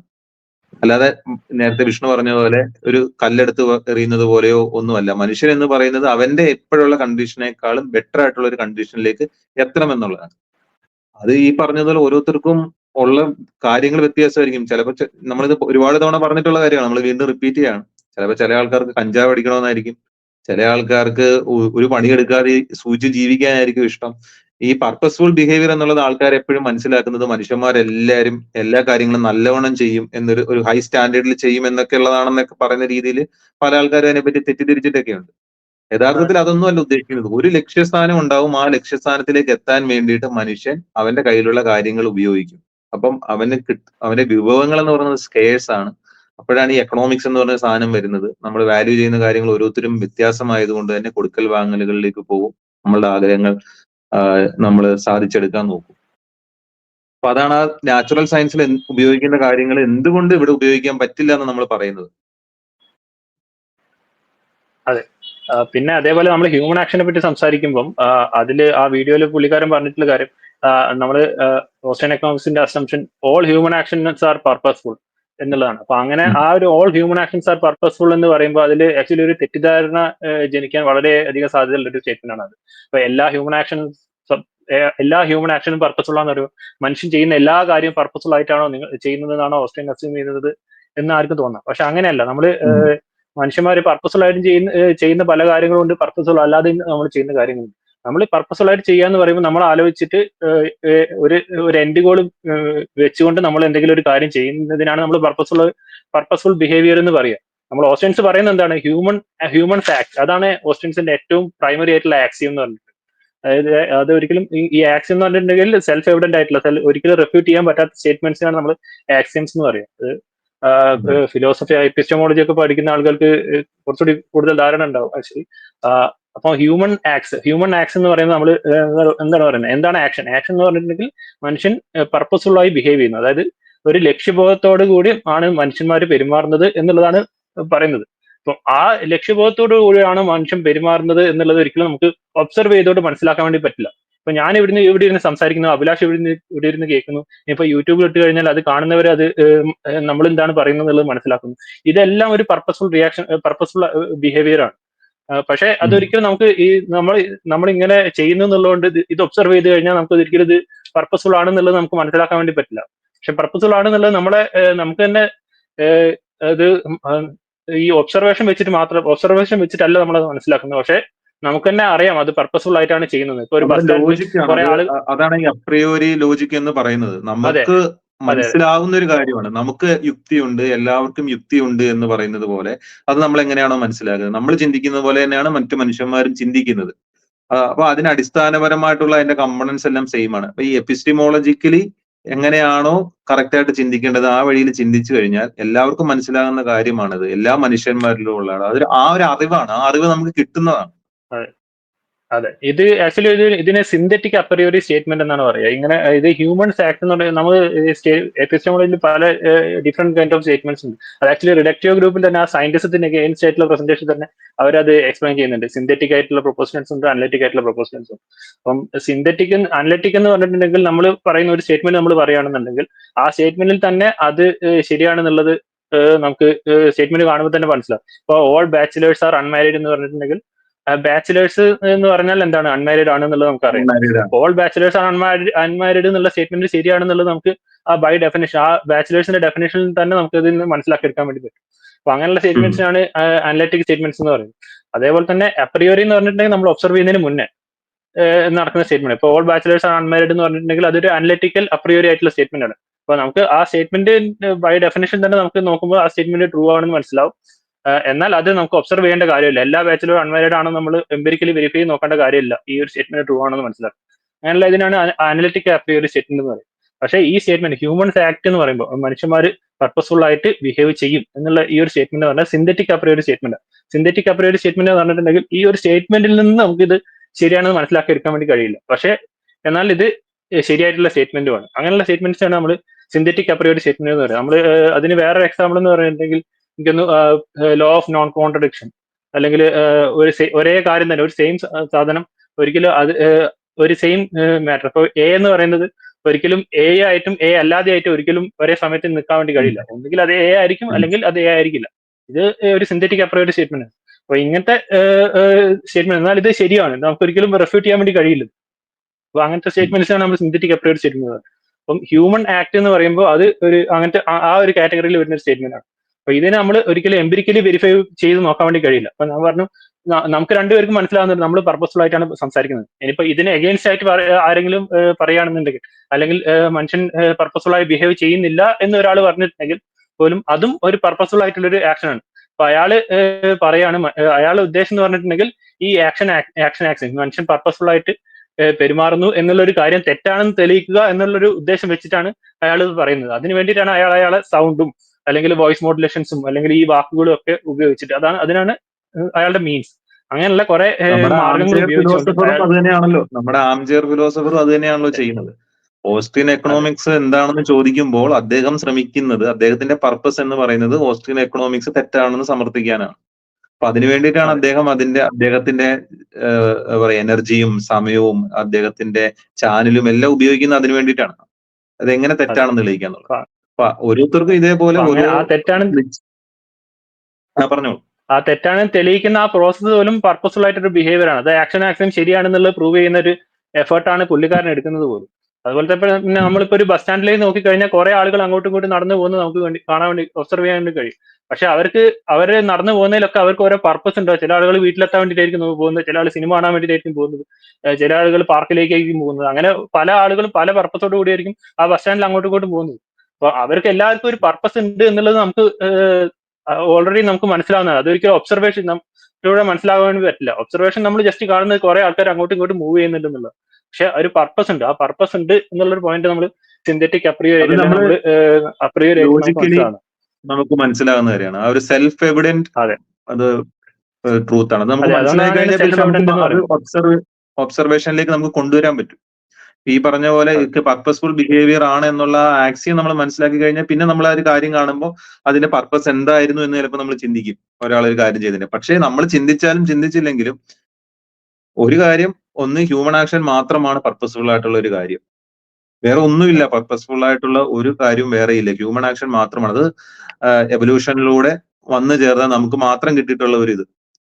ആനിമൽസിനോ നേരത്തെ പറഞ്ഞ മറ്റു കാര്യങ്ങളോ ഒന്നിലും ഇല്ലാത്ത നമ്മൾ മാത്രം ചെയ്യുന്ന ഒരു കാര്യമാണത് എന്നുള്ളത്. ഇനി രണ്ടാമത്, ഇങ്ങനെ പറഞ്ഞുകൊണ്ട് എന്താണ് ഗുണം? Human action is A purposeful behaviour. Okay, അതിൽ നിന്ന് പിന്നെ എങ്ങനെയാണ് ബാക്കിയുള്ള കാര്യങ്ങളൊക്കെ വരുന്നു എന്നുള്ളത്. ഇങ്ങനെ പറഞ്ഞുകൊണ്ട് എന്തെങ്കിലും നമുക്ക് എക്കണോമിക്സിൽ എന്തെങ്കിലും ഗുണമുണ്ടോ എന്നുള്ളതൊക്കെ ചില ആൾക്കാർക്ക് സംശയമുള്ള കാര്യമാണ്. Okay, human action is A purposeful behaviour, okay, സമ്മതിച്ചു എന്ന് പറയുന്ന ആൾക്കാരുണ്ട്. പക്ഷെ അതുകൊണ്ട് എന്താണ് കാര്യം? നമുക്ക് രാജ്യങ്ങൾ തമ്മിലുള്ള കൊടുക്കൽ വാങ്ങലുകളുണ്ട്, മനുഷ്യന്മാർ തമ്മിലുള്ള കൊടുക്കൽ വാങ്ങലുകളുണ്ട്. എന്താണ് ഇതിന്റെ റിയൽ വേൾഡിൽ ഇതിന്റെ ഒരു പ്രസക്തി എന്നുള്ളതാണ്. ഇതിൽ നിന്ന് ബാക്കി എന്ത് കിട്ടും എന്നുള്ളത്. അതെ, human action is purposeful behaviour എന്ന് പറയുമ്പോൾ തന്നെ അതിന്റെ അർത്ഥമാക്കുന്നത് മനുഷ്യൻ എന്ന് പറഞ്ഞിട്ടുണ്ടെങ്കിൽ ഒരു പ്രത്യേക ഒരു ലക്ഷ്യത്തിന് വേണ്ടിയിട്ട്, അല്ലെങ്കിൽ അവരുടെ സബ്ജക്റ്റീവ് ആയിട്ടുള്ള ഒരു അല്ലെങ്കിൽ അവരുടെ ഒരു ലക്ഷ്യത്തിന് വേണ്ടിയിട്ട് അവരുടെ ചുറ്റുമുള്ള എന്തെങ്കിലും മാർഗങ്ങൾ ഉപയോഗിച്ച് പ്രവർത്തിക്കും എന്നുള്ളതാണ് പറയുന്നത്. അപ്പൊ അങ്ങനെ പ്രവർത്തിക്കണം എന്നുണ്ടെങ്കിൽ അവര് വ്യത്യസ്തമായിട്ടുള്ള കാര്യങ്ങൾ അവർക്കൊരു ലെസ് സാറ്റിസ്ഫാക്ഷൻ കിട്ടുന്ന ഒരു സ്ഥിതിയിൽ നിന്ന് കൂടുതൽ സാറ്റിസ്ഫാക്ഷൻ ലഭിക്കുന്ന ഒരു സിറ്റുവേഷനിലേക്ക് പോകാൻ വേണ്ടിയിട്ടാണ് അവരങ്ങനെ പ്രവർത്തിക്കുന്നത് നമുക്ക് ലോജിക്കലി ഡെഡ്യൂസ് ചെയ്തെടുക്കാൻ വേണ്ടി കഴിയും. കാരണം അവർക്ക് കൂടുതൽ സാറ്റിസ്ഫാക്ഷൻ ആ ആക്ഷൻ കൊണ്ട് കിട്ടുന്നില്ല എന്നുണ്ടെങ്കിൽ അവരൊരിക്കലും ആ ഒരു കാര്യം ചെയ്യില്ല. അപ്പം എനിക്ക് വെള്ളം കുടിക്കുന്നത്, എനിക്ക് വെള്ളം കുടിക്കാൻ വേണ്ടി ഞാൻ ഗ്ലാസ്സിലേക്ക് വെള്ളം നിറയ്ക്കുന്നത് എനിക്ക് ദാഹിക്കുന്ന, അല്ലെങ്കിൽ എനിക്ക് വെള്ളം കുടിക്കണം എന്നുള്ള ഉദ്ദേശത്തോട് കൂടിയാണ്. വെള്ളം കുടിക്കുമ്പോഴാണ് എനിക്ക് കൂടുതൽ സാറ്റിസ്ഫാക്ഷൻ കിട്ടുക എന്നുള്ളത് കൊണ്ടാണ് ഞാൻ വെള്ളം കുടിക്കാൻ വേണ്ടി നോക്കുന്നത്. അപ്പം അതിന്റെ അർത്ഥം കുറഞ്ഞ സാറ്റിസ്ഫാക്ഷൻ കൂടുതൽ സാറ്റിസ്ഫാക്ഷൻ കിട്ടാൻ കഴിയുന്ന അവസ്ഥയിലേക്ക് മനുഷ്യൻ പോകാൻ വേണ്ടി ശ്രമിക്കുന്നു എന്നുള്ളതാണ്. അപ്പൊ അങ്ങനെ ശ്രമിക്കണം എന്നുണ്ടെങ്കിൽ മനുഷ്യൻ പല കാര്യങ്ങളെ വ്യത്യസ്തമായിട്ടുള്ള സിറ്റുവേഷൻസിന് വ്യത്യസ്തങ്ങളായിട്ടുള്ള വാല്യൂസ് ആണ് മനുഷ്യൻ കൊടുക്കുന്നത് എന്നുള്ളത് നമുക്ക് മനസ്സിലാക്കാൻ വേണ്ടി കഴിയും. അങ്ങനെ ഓരോ മനുഷ്യനും വ്യത്യസ്തങ്ങളായിട്ടുള്ള വാല്യൂസ് ആണ് ഓരോ വ്യത്യസ്തങ്ങളായ സിറ്റുവേഷനിൽ കൊടുക്കുന്നുണ്ടെങ്കിൽ ആ വാല്യൂ എന്ന് പറയുന്ന ഒരു കാര്യം നമുക്ക് സബ്ജക്റ്റീവ് ആണ് എന്നുള്ളൊരു അണ്ടർസ്റ്റാൻഡിങ് നമുക്ക് കിട്ടും. അതായത് ഓരോ മനുഷ്യനും, ഇപ്പൊ ഞാനായാലും അഭിലാഷ് ആയാലും വേറെ ഏതൊരു വ്യക്തിയായാലും ഓരോ സിറ്റുവേഷനിലും നമുക്ക് ഏറ്റവും കുറഞ്ഞ സാറ്റിസ്ഫാക്ഷൻ, കൂടുതൽ സാറ്റിസ്ഫാക്ഷൻ കിട്ടാനുള്ള എന്താണ് അവസ്ഥ എന്നുള്ളത് നോക്കിയിട്ടാണ് പെരുമാറുന്നത്. നമുക്ക് കൂടുതൽ സാറ്റിസ്ഫാക്ഷൻ ഒരു കാര്യം ചെയ്യുമ്പോഴാണ് കിട്ടുന്നുണ്ടെങ്കിൽ നമ്മൾ ആ കാര്യം ചെയ്യും, ഇല്ല എന്നുണ്ടെങ്കിൽ നമ്മൾ ആ കാര്യം ചെയ്യില്ല. അത്രേ ഉള്ളൂ. ഒരു കാര്യം നമ്മൾ ചെയ്യുന്നുണ്ട് എന്നുള്ളതിന്റെ അർത്ഥം നമുക്ക് ആ കാര്യം ചെയ്യാതിരിക്കുന്നതിനെക്കാട്ടും കൂടുതൽ ബെറ്റർ ആയിട്ടുള്ള അവസ്ഥയാണ് ചെയ്തു കഴിഞ്ഞാൽ കിട്ടുക എന്നുള്ള ഒരു എക്സ്പെക്ടേഷൻ നമ്മുടെ ഉള്ളിൽ ഉള്ളതുകൊണ്ടാണ് നമ്മൾ ആ ചെയ്യുന്നത്. അല്ലെങ്കിൽ നമ്മൾ ഒരിക്കലും ആ ഒരു കാര്യം ചെയ്യില്ല. ഇപ്പം അതിന്റെ ഒരു എക്സാമ്പിൾ നോക്കുകയാണെന്നുണ്ടെങ്കിൽ നമ്മളൊരു എക്സ്ചേഞ്ച്, ഇപ്പൊ രണ്ട് ആളുകൾ തമ്മിൽ വളണ്ടറി ആയിട്ട് ഒരു എക്സ്ചേഞ്ച് നടക്കുന്നു. ഇപ്പൊ ഞാൻ അഭിലാഷിന് ഒരു ബുക്ക് തരുന്നു, അഭിലാഷ് എനിക്കൊരു പേന തരുന്നു എന്ന് വിചാരിക്കാം. അപ്പം അങ്ങനെ ഒരു എക്സ്ചേഞ്ച് അവിടെ നടക്കുന്നുണ്ടെങ്കിൽ അതിന്റെ അർത്ഥം എന്താണെന്നുള്ളത് നമുക്ക് ലോജിക്കലി നമുക്ക് ഇംപ്ലൈ ചെയ്തെടുക്കാൻ വേണ്ടി കഴിയും. കാരണം ഞാൻ ഒരു ബുക്ക് അഭിലാഷിന് തരികയാണെന്നുണ്ടെങ്കിൽ അഭിലാഷ് എനിക്ക് പേന തരികയാണ് ചെയ്യുന്നുണ്ടെങ്കിൽ ആ പേന ഞാൻ എന്റെ സബ്ജക്റ്റീവ് വാല്യൂഷൻ പ്രകാരം ആ പേനയാണ് എനിക്ക് ഞാൻ വിട്ടുകൊടുക്കുന്ന ബുക്കിനെക്കാട്ടും കൂടുതൽ സാറ്റിസ്ഫാക്ഷൻ തരിക എന്നുള്ളതാണ് അതിന്റെ ഇംപ്ലൈഡ് ആയിട്ടുള്ള മീനിങ്. അല്ലെങ്കിൽ ഞാൻ ആ ബുക്ക് അഭിലാഷിന് തരിക, അഭിലാഷിന്റെ അടുത്ത് പേന വാങ്ങുകയും ചെയ്യേണ്ട ആവശ്യമില്ല. എന്നാൽ നേരെ മറിച്ച് അഭിലാഷിന്റെ ഭാഗത്ത് ചിന്തിക്കുമ്പോൾ അഭിലാഷിന് ആ പേന കൊടുക്കുകയും ബുക്ക് കിട്ടുകയും ചെയ്യുന്നതാണ് അഭിലാഷിന് കൂടുതൽ സാറ്റിസ്ഫാക്ഷൻ കിട്ടുന്നത്. അതായത് അഭിലാഷ് ബുക്കിനാണ് കൂടുതൽ വാല്യൂ ചെയ്യുന്നത്, അല്ലാതെ പേനയ്ക്കല്ല. അപ്പൊ നമ്മൾ രണ്ടുപേരെയും അതിൽ നിന്ന് ലോജിക്കലി നമുക്ക് ഇംപ്ലൈ ചെയ്തെടുക്കാൻ പറ്റുന്നത് എന്റെ പ്രിഫറൻസ്, എനിക്ക് കൂടുതൽ സാറ്റിസ്ഫാക്ഷൻ കിട്ടുന്നതിലുള്ള പ്രിഫറൻസ് എന്ന് പറഞ്ഞിട്ടുണ്ടെങ്കിൽ ഒന്നാമത് ബുക്കും അത് കഴിഞ്ഞിട്ടാണ് പെന്ന് വരുന്നത്. നേരെ മറിച്ച് അഭിലാഷിന്റെ കാര്യത്തിൽ വരുമ്പോൾ അഭിലാഷ് പെന്ന് വിട്ടുകൊടുക്കുന്നതുകൊണ്ട് തന്നെ ബുക്ക് വിട്ടുകൊടുക്കുന്നതുകൊണ്ട് തന്നെ ഒന്നാമത് പെന്നും രണ്ടാമത് ബുക്കും. അപ്പൊ നമ്മൾ രണ്ടുപേരുടെ ഓർഡർ ഓഫ് പ്രിഫറൻസ് എന്ന് പറഞ്ഞിട്ടുണ്ടെങ്കിൽ റിവേഴ്സ് ആണ്. ഈ രണ്ട് കാര്യത്തിലും റിവേഴ്സ് ആയിട്ടുള്ള ഒരു പ്രിഫറൻസ് ആണ് നമുക്കുള്ളതെന്നും നമുക്ക് ഇതിൽ നിന്ന് ലോജിക്കലി ഇംപ്ലൈ ചെയ്തെടുക്കാൻ വേണ്ടി പറ്റും. ഇത് ഏതൊരു വോളണ്ടറി എക്സ്ചേഞ്ചിന്റെ കാര്യത്തിലും നമുക്ക് പറയാൻ വേണ്ടി പറ്റും. പക്ഷെ ഇതൊക്കെ നമുക്ക് ഇതിന്റെ അർത്ഥം എന്ന് പറഞ്ഞാൽ ഞാൻ പേന വാങ്ങി അല്ലെങ്കിൽ ബുക്ക് അഭിലാഷൻ തന്നു എന്ന് പറഞ്ഞിട്ടുണ്ടെങ്കിൽ പേന എനിക്ക് സാറ്റിസ്ഫാക്ഷൻ തരും എന്ന് യാതൊരു ഉറപ്പില്ല. പക്ഷെ എന്റെ എക്സ്പെക്ടേഷൻ എന്ന് പറഞ്ഞിട്ടുണ്ടെങ്കിൽ എനിക്ക് ആ പേനയാണ് ബുക്കിനെക്കാട്ടും കൂടുതൽ സാറ്റിസ്ഫാക്ഷൻ തരിക എന്നുള്ളതാണ്. അപ്പൊ നമ്മൾ എക്സ്പെക്ടേഷൻ എന്നുള്ള വാക്ക് വളരെ ഇമ്പോർട്ടന്റ് ആണ്. കാരണം ഒരിക്കലും ഫൈനൽ റിസൾട്ട് ശരിയാവുന്ന നമുക്ക് ആർക്കും പ്രെഡിക്ട് ചെയ്യാൻ വേണ്ടി പറ്റും. നമ്മൾ റാഷണലായിട്ടും ഇറാഷണലായിട്ടും ഒക്കെ തീരുമാനം എടുക്കുന്ന മനുഷ്യന്മാരാണ്. നമ്മൾ ശരിയായിട്ടുള്ള കാര്യം തന്നെ എപ്പോഴും ചെയ്യണം യാതൊരു നിർബന്ധമില്ല. അങ്ങനെ അതെ, നമ്മളെ എക്സ്പെക്ടേഷൻസ് പലപ്പോഴും ശരിയാവാ തെറ്റാവാം. നമ്മൾ ശരിയാവാണെന്ന് നമുക്ക് ആ ലാഭം നമുക്ക് കൂടുതൽ റിയലൈസ് ചെയ്യാൻ വേണ്ടി കഴിയും, അല്ലെങ്കിൽ നമുക്കത് നഷ്ടമായിരിക്കാം, നഷ്ടം നമ്മൾ സഹിക്കേണ്ടി വരും. അപ്പം പക്ഷെ എന്തായാലും ഒരു വോളണ്ടറി എക്സ്ചേഞ്ച് നടക്കുമ്പോൾ നമ്മൾ രണ്ടുപേരുടെ എക്സ്പെക്ടേഷൻ റിവേഴ്സ് ഓർഡറിലായിരിക്കും എന്നുള്ളത് നമുക്ക് ലോജിക്കലി ഇംപ്ലൈ ചെയ്തെടുക്കാൻ വേണ്ടി പറ്റുന്ന കാര്യമാണ്. അത് ലോകത്തിലുള്ള ഏതൊരു വോളണ്ടറി എക്സ്ചേഞ്ച് നടന്നിട്ടുണ്ടെങ്കിൽ ഇത് 16ാം നൂറ്റാണ്ടിൽ നടന്ന കാര്യമായിക്കോട്ടെ, 20ാം നൂറ്റാണ്ടിൽ നടക്കുന്ന കാര്യമായിക്കോട്ടെ, ഇനി ഭാവി നടക്കാൻ പോകുന്ന കാര്യമായിക്കോട്ടെ, ഇതൊക്കെ ഏത് എക്സ്ചേഞ്ചിലും ആ എക്സ്ചേഞ്ച് വളണ്ടറി ആണെങ്കിൽ നമ്മൾ രണ്ടുപേരും സ്വമേധയാണ് ആ എക്സ്ചേഞ്ചിൽ ഏർപ്പെടുന്നുണ്ടെങ്കിൽ നമ്മുടെ ഓർഡർ ഓഫ് പ്രിഫറൻസ് റിവേഴ്സ് ആയിരിക്കും എന്നുള്ളത് നമുക്ക് മനസ്സിലാക്കാം. നമ്മൾ വിട്ടുകൊടുക്കുന്ന സാധനത്തിനെക്കാട്ടും കൂടുതൽ വാല്യൂ നമുക്ക് തിരിച്ചു കിട്ടുന്ന സാധനത്തിന് നമ്മൾ അവിടെ കൊടുക്കുന്നുണ്ട്. നമുക്ക് ആ സാധനം കൂടുതൽ സാറ്റിസ്ഫാക്ഷൻ തരും എന്നുള്ളൊരു എക്സ്പെക്ടേഷൻ നമുക്ക് അവിടെ ഉള്ളതുകൊണ്ടാണ് നമ്മൾ അത് ചെയ്യുന്നത്. അപ്പൊ ഇത്രയും കാര്യങ്ങൾ നമുക്ക് ഇത് ലോജിക്കലി തന്നെ നമുക്ക് മനസ്സിലാക്കിയെടുക്കാൻ വേണ്ടി കഴിയും. ഇത് നമ്മൾ ഇതുവരെ ഒരൊറ്റ ഒരു എംപിരിക്കൽ ഒബ്സർവേഷൻ പോലും നടത്താതെ തന്നെ നമുക്ക് ഈ ഒരു കാര്യങ്ങളൊക്കെ ഇത്രയും റിയൽ ലൈഫിനെ പറ്റി ഇത്രയും അറിവുകൾ നമുക്ക് ലഭിക്കുന്നുണ്ട്. അപ്പൊ ഇതേപോലെ ഇതിനെ ഇത് രണ്ട് ഇൻഡിവിജ്വൽസിന്റെ ഏറ്റവും സിമ്പിൾ ആയിട്ടുള്ള ഒരു എക്കണോമിയിൽ ഒരു ജസ്റ്റ് ഒരു ഇന്ററാക്ഷൻ മാത്രം.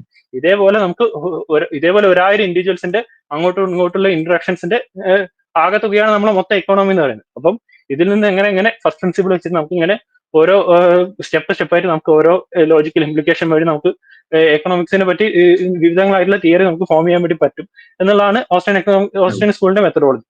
അപ്പം അതിനെ നിങ്ങൾ വിമർശിക്കണം എന്നുണ്ടെങ്കിൽ നിങ്ങൾ ആദ്യം ഒന്നുകിൽ നിങ്ങൾ ഇത് പ്രിമൈസ് ചെയ്തിട്ടുള്ള കാര്യങ്ങൾ തെറ്റാണെന്ന് തെളിയിക്കുക. അപ്പൊ നമ്മൾ ആക്ഷൻ ആക്സിസിന്റെ കേസിൽ കണ്ടു തെറ്റാണെന്ന് തെളിയിക്കാനുള്ള ശ്രമം പോലും അതിനെ വാലിഡേറ്റ് ചെയ്യാണ് ചെയ്യുന്നത്. അല്ലെങ്കിൽ നിങ്ങൾ ഇത് ലോജിക്കലി ഡെഡ്യൂസ് ചെയ്തിരിക്കുന്ന ഓരോ സ്റ്റെപ്പിലും ഇന്ന സ്റ്റെപ്പിൽ നിന്ന് ഈ സ്റ്റെപ്പിലേക്ക് എത്തിയപ്പോൾ നിങ്ങൾക്ക് എന്തെങ്കിലും പ്രശ്നം വന്നു അത് നിങ്ങൾ തെളിയിക്കുക. നമ്മളിപ്പോ ഒരു പൈതഗോറസ് തിയറത്തിന്റെ സ്റ്റേറ്റ്മെന്റ് അല്ലെങ്കിൽ മാത്സിൽ ഏതെങ്കിലും ലോജിക്കലി ആയിട്ടുള്ള ഒരു സ്റ്റേറ്റ്മെന്റ് ഒരു തിയറം നമ്മൾ പ്രൂവ് ചെയ്യാൻ വേണ്ടി ശ്രമിക്കുമ്പോൾ നമ്മൾ പൈതഗോറസ് തിയറത്തിന്റെ എക്സാമ്പിൾ എടുക്കുകയാണെന്നുണ്ടെങ്കിൽ പൈതഗോറസ് തിയറം പറയുന്നത് കർണം സ്ക്വയർ പ്ലസ് പാദം സ്ക്വയർ പ്ലസ് ലംബം square equal to Karnam square എന്ന് പറഞ്ഞിട്ട് നമ്മൾ പൈതഗോറസ് തിയറത്തിന്റെ ഒരു ഇക്വേഷൻ ഉണ്ട്. അപ്പൊ ആ ഇക്വേഷൻ നമ്മൾ എങ്ങനെയാണ് പ്രൂവ് ചെയ്യുന്നത്? അത് ഒരിക്കലും നമ്മൾ ഓരോ ത്രികോണം എടുത്തു നോക്കിയിട്ട് അതിന്റെ ഹൈപ്പോട്ടന്യൂസിന്റെ സ്ക്വയർ ഈക്വൽ ടു ബാക്കിയുള്ള രണ്ട് സൈഡിന്റെ സ്ക്വയറിന്റെ സമ്മ് എന്നുള്ളത് നമ്മൾ എല്ലാം ഓരോന്നും പോയി വെരിഫൈ ചെയ്ത് നോക്കിയിട്ടല്ല പൈതഗോറസ് തിയറം ശരിയാണ് നമ്മൾ പറയുന്നത്. അതിന് പകരം നമ്മൾ പൈതഗോറസ് തിയറത്തിന് ലോജിക്കലായിട്ട് ഇങ്ങനെ ഇന്ന സ്റ്റെപ്പിലൂടെ സഞ്ചരിച്ചു കഴിഞ്ഞാൽ പൈതഗോറസ് തിയറത്തിന്റെ ലോജിക്ക് നമുക്ക് എത്താൻ വേണ്ടി കഴിയും എന്നുള്ളത് നോക്കിയിട്ടാണ്. അപ്പം അതുകൊണ്ട് തന്നെ പൈതഗോറസ് തിയറത്തിൽ നമ്മൾ തെറ്റുണ്ടെന്ന് നമ്മൾ അല്ലെങ്കിൽ ശരിയാണോ തെറ്റാണെന്ന് പറയുന്നത് സ്റ്റെപ്പ് 1 നിന്ന് സ്റ്റെപ്പ് 2ലേക്ക് പോകുമ്പോൾ ഇന്ന ലോജിക്കാണ് എടുത്തത്, ഇത് കറക്റ്റ് ആണ് അല്ലെങ്കിൽ ഇത് തെറ്റാണ് എന്ന് നോക്കിയിട്ടാണ് നമ്മൾ ശരിയാണോ തെറ്റാണോ എന്നുള്ളത് നമ്മൾ നോക്കുന്നത്. അതേ പോലെ തന്നെയാണ് നമ്മൾ ഓരോ ഓസ്ട്രിയൻ എക്കണോമിക്സിൽ നമ്മൾ ഡിഡക്റ്റീവ് റീസണിങ് ഉപയോഗിക്കുമ്പോൾ ഓസ്ട്രിയൻ എക്കണോമിക്സുകൾ മുന്നോട്ട് വെക്കുന്ന കൺക്ലൂഷൻസും കാര്യങ്ങളൊക്കെ ശരിയാണോ തെറ്റാണോ എന്നുള്ളത് നിങ്ങൾ ആ ലോജിക്കൽ പ്രിമൈസ് കൺക്ലൂഷൻ ലോജിക്കലി ഓരോ സ്റ്റെപ്പിൽ എത്തുന്ന കൺക്ലൂഷൻസ് എവിടെയാണോ തെറ്റുള്ളത് അത് ചൂണ്ടിക്കാണിക്കുകയാണ് നിങ്ങൾ ചെയ്യേണ്ടത്. അത് തെറ്റാണെന്ന് തെളിയിക്കാൻ ശ്രമിക്കേണ്ടത്. അല്ലാതെ എംപിരിക്കലി അത് വെരിഫയബിൾ അല്ല അല്ലെങ്കിൽ എംപിരിക്കലി പ്രൂഫ് ഇല്ല അല്ലെങ്കിൽ എംപിരിക്കൽ പ്രൂഫ് ഇല്ലാതെയാണ് ചെയ്തത് അതുകൊണ്ട് ഞങ്ങൾ എടുക്കില്ല എന്ന് പറഞ്ഞിട്ട് കംപ്ലീറ്റ് ആയിട്ട് നെഗ്ലക്ട് ചെയ്യല്ല ചെയ്യേണ്ടത്. അങ്ങനെ നെഗ്ലക്ട് ചെയ്യുകയാണെന്നുണ്ടെങ്കിൽ നമ്മൾ ലോജിക്കും മാത്സും ഈ മെറ്റാഫിസിക്സ് അങ്ങനെ എല്ലാ കാര്യങ്ങളും നമ്മൾ ഒഴിവാക്കേണ്ടി വരും. അല്ലെങ്കിൽ നമ്മൾ അതൊന്നും അതൊന്നും ഒരു റിയൽ ലൈഫിൽ ഒരു അറിവും തരുന്നില്ല എന്ന് നമ്മൾ പറയുന്നു എന്നുള്ളത് വാദിക്കണം. അതൊരിക്കലും എനിക്ക് തോന്നുന്നു അവരെന്തായാലും അറ്റ്ലീസ്റ്റ് അങ്ങനെ വാദിക്കുന്നത് എനിക്ക് തോന്നുന്നില്ല. ഓക്കെ, കേട്ടോണ്ടിരിക്കുന്നവര് അതെ വാദങ്ങൾ കേട്ടോണ്ടിരിക്കുന്നവർ എന്തായാലും അങ്ങനെ പറയാൻ തോന്നുന്നില്ല. കാരണം അവർ പറഞ്ഞ കാര്യങ്ങളെ കോൺട്രഡിക്ട് ചെയ്യുന്നതാണ്. ഈ പറഞ്ഞ പോലെ വിഷ്ണു പറഞ്ഞതിനോട് കുറച്ച് എക്സാമ്പിൾ പറയാനാണെങ്കിൽ ഇപ്പം കാര്യത്തിൽ നോക്കുകയാണെങ്കിൽ ഇപ്പം ഡിവിഷൻ ഓഫ് ലേബർ ആണെങ്കിൽ തന്നെ അല്ലെങ്കിൽ മിനിമം വേജിന്റെ കാര്യമാണെങ്കിൽ അല്ലെങ്കിൽ രാജ്യങ്ങൾ തമ്മിലുള്ള കൊടുക്കൽ വാങ്ങലുകൾ എന്ത് ഇമ്പോർട്ട് ചെയ്യണം എക്സ്പോർട്ട് ചെയ്യണം എന്നുള്ള തീരുമാനങ്ങളും മാർക്കറ്റിൽ ഇപ്പൊ വ്യക്തികൾ തമ്മിലാണെങ്കിലും ഇൻസ്റ്റിറ്റ്യൂഷനുകൾ തമ്മിലാണെങ്കിലും ഒക്കെ അതിൽ ഉൾപ്പെടുന്ന വ്യക്തികളുടെ എല്ലാം ഈ പർപ്പസ്ഫുൾ ബിഹേവിയർ ആണെന്നും അവരെല്ലാവരും ശ്രമിക്കുന്നത് അവരുടെ ഇപ്പോഴുള്ള കണ്ടീഷനെ ബെറ്റർ ആക്കാനാണ് ശ്രമിക്കുന്നത് എന്നുള്ളത്. ആ ഒരു ഇതിൽ നിന്ന് നമുക്ക് ഡിഡ്യൂസ് ചെയ്തെടുക്കാൻ പറ്റും എന്തൊക്കെയാണ് അവിടെ സംഭവിക്കാൻ പോകുന്നത് എന്നുള്ളത്. അപ്പൊ അതുകൊണ്ടാണ് ഇപ്പൊ നമ്മൾ പറയുന്നത് മിനിമം വേജിന്റെ കാര്യത്തിലാണെങ്കിൽ നമ്മൾ എല്ലാ സ്ഥലത്തിലും എക്സ്പെരിമെന്റൽ ഡേറ്റ നടത്തിയിട്ട് കണ്ടുപിടിക്കേണ്ട കാര്യമില്ല. ഒരു എന്റർപ്രണർ ഉണ്ടെങ്കിൽ അയാൾക്ക് എത്രത്തോളം ലാഭം ഉണ്ടാക്കാനാണ് ശ്രമിക്കുക എന്നുള്ളത്. അപ്പൊ അയാൾക്ക് കൊടുക്കാൻ പറ്റുന്നതിനേക്കാൾ കൂടുതൽ ശമ്പളം കൊടുക്കണം എന്നൊരു നിയമം വരികയാണെങ്കിൽ അയാൾ ഉള്ള തൊഴിലാളികൾക്ക് വെച്ചിട്ട് തന്നെ ആ ലാഭം ഉണ്ടാക്കിയെടുക്കാൻ ശ്രമിക്കുമെന്നും അപ്പൊ കൂടുതൽ സ്കില്ല് കുറഞ്ഞുള്ള ആളുകൾക്ക് അവിടെ തൊഴിലവസരങ്ങളിൽ ലഭിക്കില്ല. ഇപ്പം അതുപോലെ മിനിമം വേജിന്റെ കാര്യം എടുക്കുകയാണെങ്കിൽ ഇപ്പൊ നമുക്കറിയാം ഇപ്പൊ ഒരു എന്റർപ്രണർ ആണെങ്കിൽ അദ്ദേഹത്തിന്റെ ലാഭം ഉണ്ടാക്കാനാണ് അദ്ദേഹം ശ്രമിക്കുക. അപ്പം ലാഭം ഉണ്ടാക്കാനായിട്ട് ഇപ്പൊ ആരെങ്കിലും ഇത്ര ശമ്പളം തൊഴിലാളികൾക്ക് കൊടുത്തേ പറ്റൂ എന്നൊരു നിയമം വരികയാണെങ്കിൽ അയാൾ ഉള്ള തൊഴിലാളികളെ വെച്ച് അഡ്ജസ്റ്റ് ചെയ്യാൻ ശ്രമിക്കും. അല്ലെങ്കിൽ സ്കില്ലായിട്ടുള്ള താൻ കൊടുക്കുന്ന ശമ്പളത്തിനനുസരിച്ചിട്ട് ചെയ്യാൻ കഴിയുന്ന തൊഴിലാളികളെ മാത്രമേ എടുക്കുകയുള്ളൂ. അപ്പൊ അങ്ങനെ വരുമ്പോൾ സ്കില്ല് കുറഞ്ഞുള്ള ആളുകൾക്ക് തൊഴിലവസരങ്ങൾ കുറയാണ് ചെയ്യുക. അപ്പം അവരുടെ തൊഴിലവസരങ്ങൾ കുറയുമ്പോൾ അതിന്റെ അർത്ഥം അവിടെ അൺഎംപ്ലോയ്മെന്റ് കൂടും എന്നാണ് അർത്ഥം. അപ്പൊ ഈ കാര്യങ്ങളൊക്കെ നമുക്ക് ഈ ഒരു ബേസിക് പ്രിമിസസിൽ നിന്ന് തന്നെ ഏറ്റവും ബേസിക് ആയിട്ടുള്ള ആക്സിയത്തിൽ നിന്ന് തന്നെ പിന്നെ കൂടുതൽ ചിന്തിച്ച് തന്നെ നമുക്ക് മനസ്സിലാക്കാവുന്ന കാര്യമാണ്. ഇനി അഥവാ അങ്ങനെയല്ല നിർബന്ധം ആണെങ്കിൽ കൂടെ നിങ്ങൾ ഡേറ്റ വെച്ച് മാത്രമേ എടുക്കുന്നുണ്ടെങ്കിൽ മിനിമം വേജിന്റെ പ്രശ്നമുള്ള ഒരുപാട് ഡേറ്റയുണ്ട്. അതൊന്നും എടുക്കാതെ ഓക്കെ ഞാൻ ഇങ്ങനെ വിചാരിച്ചിരിക്കുക മിനിമം വേജ് കൊടുക്കണം കാരണം അതാണ് മോറലി നല്ലതെന്ന് ഞാൻ വിചാരിക്കുന്നു എന്നൊരാൾ പറയാം. അതല്ലേ ശരിക്കുള്ള ആംചെയർ ഫിലോസഫി. നിങ്ങൾക്ക് ഡേറ്റ മാത്രമേ എടുക്കുന്നുള്ളെങ്കിൽ നിങ്ങൾ ഡേറ്റ എടുത്തു. ഉദാഹരണത്തിന് ഇപ്പൊ ഓസ്ട്രിയൻ എക്കണോമിക്സ് മാത്രമല്ലല്ലോ, ഈ ചിക്കാഗോ എക്കണോമിക്സ് എന്ന് നമ്മൾ പറയുന്ന ഈ മിൽട്ടൺ ഫ്രീഡ്മാനും ഒക്കെ ഈ ഡേറ്റ വെച്ചിട്ട് ഒരുപാട് കാര്യങ്ങൾ ഇത് ഫ്രീ മാർക്കറ്റിന് അനുകൂലമായിട്ട് തെളിയിച്ചിട്ടുണ്ട്. ഇനി അത് എടുക്കണമെങ്കിൽ എടുക്കാം, പക്ഷെ അതൊന്നും എടുക്കൂല. അപ്പൊ അവിടെ വരുമ്പോ അത് എടുക്കാതെ അപ്പൊ വേണമെങ്കിൽ ഫ്രീഡ്മാന്റെ എന്തെങ്കിലും ഫ്രീഡ്മാൻ എന്തെങ്കിലും പ്രശ്നം കണ്ടുപിടിച്ചിട്ട് ഫ്രീഡ്മാന്റെ ഡേറ്റയൊക്കെ മാറ്റി വെച്ചതിന് ശേഷം തങ്ങൾക്ക് വേണ്ട ഡേറ്റ ഉണ്ടെന്നുള്ള രീതിയിൽ പോവുകയും ചെയ്യും. ഇതാണ് അവർ ചെയ്യുന്നത്. ഈ മിനിമം വേജിന്റെ കേസിൽ തന്നെ ആക്ച്വലി മെയിൻ ആയിട്ട് ആക്ച്വലി ഇവര് മിനിമം വേജിന് എഗെയിൻസ്റ്റ് ആയിട്ടുള്ള ഒരു ഒബ്സർവേഷൻ കണ്ടത് കാർഡൻ ക്രൂഗർ എന്ന് പറഞ്ഞിട്ട് 1994 ഒരു എക്സ്പെരിമെന്റ് കണ്ടക്ട് ചെയ്തിരുന്നു അവര് ചിക്കാഗോയിലോ അവിടെ സാൻ ഫ്രാൻസിസ്കോയിലോ അവിടെ രണ്ട് സ്ഥലത്ത് ഉള്ള എന്താ പറയുക കോഫി ഷോപ്പിൽ ഒരു റെസ്റ്റോറന്റിൽ മിനിമം വേജ് കൂട്ടിയപ്പോഴും ഇല്ലാത്തപ്പോഴും ഉള്ള രണ്ട് സിറ്റുവേഷനിൽ ഒരു ബോർഡറിലുള്ള ഒരു സ്ഥലത്ത് ഒരു അപ്പുറത്ത് മിനിമം വേജ് ഉണ്ട്, ഇപ്പുറത്ത് മിനിമം വേജ് ഇല്ല. അപ്പൊ അങ്ങനെയുള്ള സ്ഥലത്ത് അവിടെ അൺഎംപ്ലോയ്മെന്റ് ഉണ്ടായോ ഇല്ലയോ എന്നുള്ളത് 2 വർഷത്തെ ഒരു എക്സ്പെരിമെന്റ് വെച്ചിട്ട് കണ്ടുപിടിച്ചിട്ട് അതിലാണ് മിനിമം വേജ് ആക്ച്വലി കാര്യമായിട്ട് ഒരു ചെറിയ മിനിമം വേജ് കൂട്ടുന്നതൊന്നും കാര്യമായിട്ടുള്ള ജോബ് ലോസ് ഉണ്ടാക്കുന്നില്ല എന്നുള്ളൊരു കൺക്ലൂഷനിലേക്ക് അവരെത്തിയത്. പക്ഷേ അതിന്റെ ഒരു പ്രശ്നം എന്താ വെച്ചിട്ടുണ്ടെങ്കിൽ അതിനെ കൗണ്ടർ ചെയ്തുകൊണ്ടിട്ട് ഒരുപാട് സ്റ്റഡികൾ പിന്നെ നടന്നിട്ടുണ്ട്. ഇപ്പൊ 1990s തൊട്ടിട്ട് 2007 ഏതൊരു പേപ്പർ ഉണ്ട്, ആ പേപ്പറിന്റെ പേര് എനിക്ക് മറന്നുപോയി. ആ പേപ്പറിൽ പറയുന്നത് ആ കാർഡൻ ക്രൂഗറിന്റെ എക്സ്പെരിമെന്റ് നടന്നതിന് ശേഷം ഒരു 100ഓളം സ്റ്റഡികൾ ഈ മിനിമം വേജിന്റെ നടന്നിട്ടുണ്ട്. അതിലൊരു 2/3 സ്റ്റഡിയും പറയുന്നത് മിനിമം വേജ് കാരണം അൺഎംപ്ലോയ്മെന്റ് ഉണ്ടാവുന്നു എന്നുള്ളതാണ്. ബാക്കിയുള്ള 1/3 സ്റ്റഡി മാത്രമേ പറയുന്നുള്ളൂ ഇതുകൊണ്ട് കാര്യമായിട്ട് ഉണ്ടാവുന്നില്ല. പക്ഷെ എന്തുകൊണ്ടാണ് ആ 1/3 സ്റ്റഡികൾ? അതിനകത്തൊരു കാര്യം പറയാനുള്ളത് എന്താന്ന് വെച്ച് കഴിഞ്ഞാല് ഈ ഡേറ്റ എടുക്കുന്ന കാര്യം പറഞ്ഞപ്പോ എനിക്ക് ഓർമ്മ വന്ന ഒരു കാര്യം, പണ്ട് ഈ സംവരണത്തിന്റെ വിഷയത്തിൽ ഇദ്ദേഹം ഒരു പ്രഭാഷണം അവതരിപ്പിച്ചപ്പം ഇതേപോലെ ഷേപ്പ് ഓഫ് വാട്ടർ എന്ന് പറഞ്ഞിട്ടുള്ള ഒരു പഠനം അമേരിക്കയിൽ നടന്നിട്ടുണ്ട്. അവിടുത്തെ യൂണിവേഴ്സിറ്റികളിൽ ഈ റിസർവേഷൻ കൊടുത്തിട്ടുണ്ട്, പ്രത്യേകിച്ചും കുഴപ്പമൊന്നും ഉണ്ടായിട്ടില്ല എന്നൊക്കെയുള്ള രീതിയിൽ. അപ്പൊ അതിനുശേഷം പക്ഷെ അത് 90കൾ എന്തോ നടന്ന പഠനമാണ്. അതിനുശേഷം ഒരുപാട് പഠനങ്ങൾ അതിൽ പറഞ്ഞ കാര്യങ്ങളിലൊന്നും പ്രസക്തിയില്ല എന്ന് അതിന് എതിർവാദങ്ങളായിട്ടുള്ള ഒരുപാട് പഠനങ്ങൾ വന്നിട്ടുണ്ട്. പക്ഷെ ആ എതിർവാദങ്ങളൊന്നും മൈൻഡ് ചെയ്യാതെ തനിക്ക് വേണ്ട ഒരു പോയിന്റിൽ വെച്ച് നിർത്തി ഒരു ഡേറ്റ വെച്ച് എടുത്തിട്ടാണ് നടത്തുന്നത്. അപ്പൊ ഡേറ്റ വേണമെന്ന് വാദിക്കുന്ന ഒരാൾ, അല്ലെങ്കിൽ ഫിസിക്സിൽ നടക്കുന്ന പോലെ പഠനങ്ങൾ നടക്കുന്ന പോലെ തന്നെ എക്കണോമിക്സിൽ ഡേറ്റ നോക്കിയേ പറ്റുള്ളൂ എന്ന് വാശി പിടിക്കുന്ന ഒരാളാണ് എങ്കിൽ എല്ലാ ഡേറ്റകളും എടുത്ത് നോക്കിയിട്ട് ഏതാണ് ശരി ഏതാണ് തെറ്റ് എന്നൊക്കെ നോക്കുകയാണ് ചെയ്യേണ്ടത്. അല്ല തനിക്ക് വേണ്ട കാര്യം മാത്രം എടുക്കുന്നതിന് ഹനു പറയുന്നത് അത് എംപിരിസിസം അല്ല, അത് ആക്ച്വലി ചെറി പിക്കിംഗ് ആണ്. ഞാൻ നേരത്തെ പറഞ്ഞ നമ്മളെ മിൽട്ടൺ ഫ്രീഡ്മാന്റെ എക്സാമ്പിൾ പറഞ്ഞ പോലെ ഫ്രീഡ്മാന്റെ വാദങ്ങളാണ് നിങ്ങൾ എടുക്കുന്നെങ്കിൽ എടുത്തോളൂ, എടുത്തിട്ട് അത് വെച്ച് നോക്കിക്കോളൂ. പക്ഷെ അതിന്റെ അർത്ഥം ഈ പറഞ്ഞ പോലെ തനിക്ക് വരുന്ന കാര്യം മാത്രം അവിടെ എന്തെങ്കിലും ഉണ്ടെങ്കിൽ എടുക്കുക എന്നുള്ളതല്ല.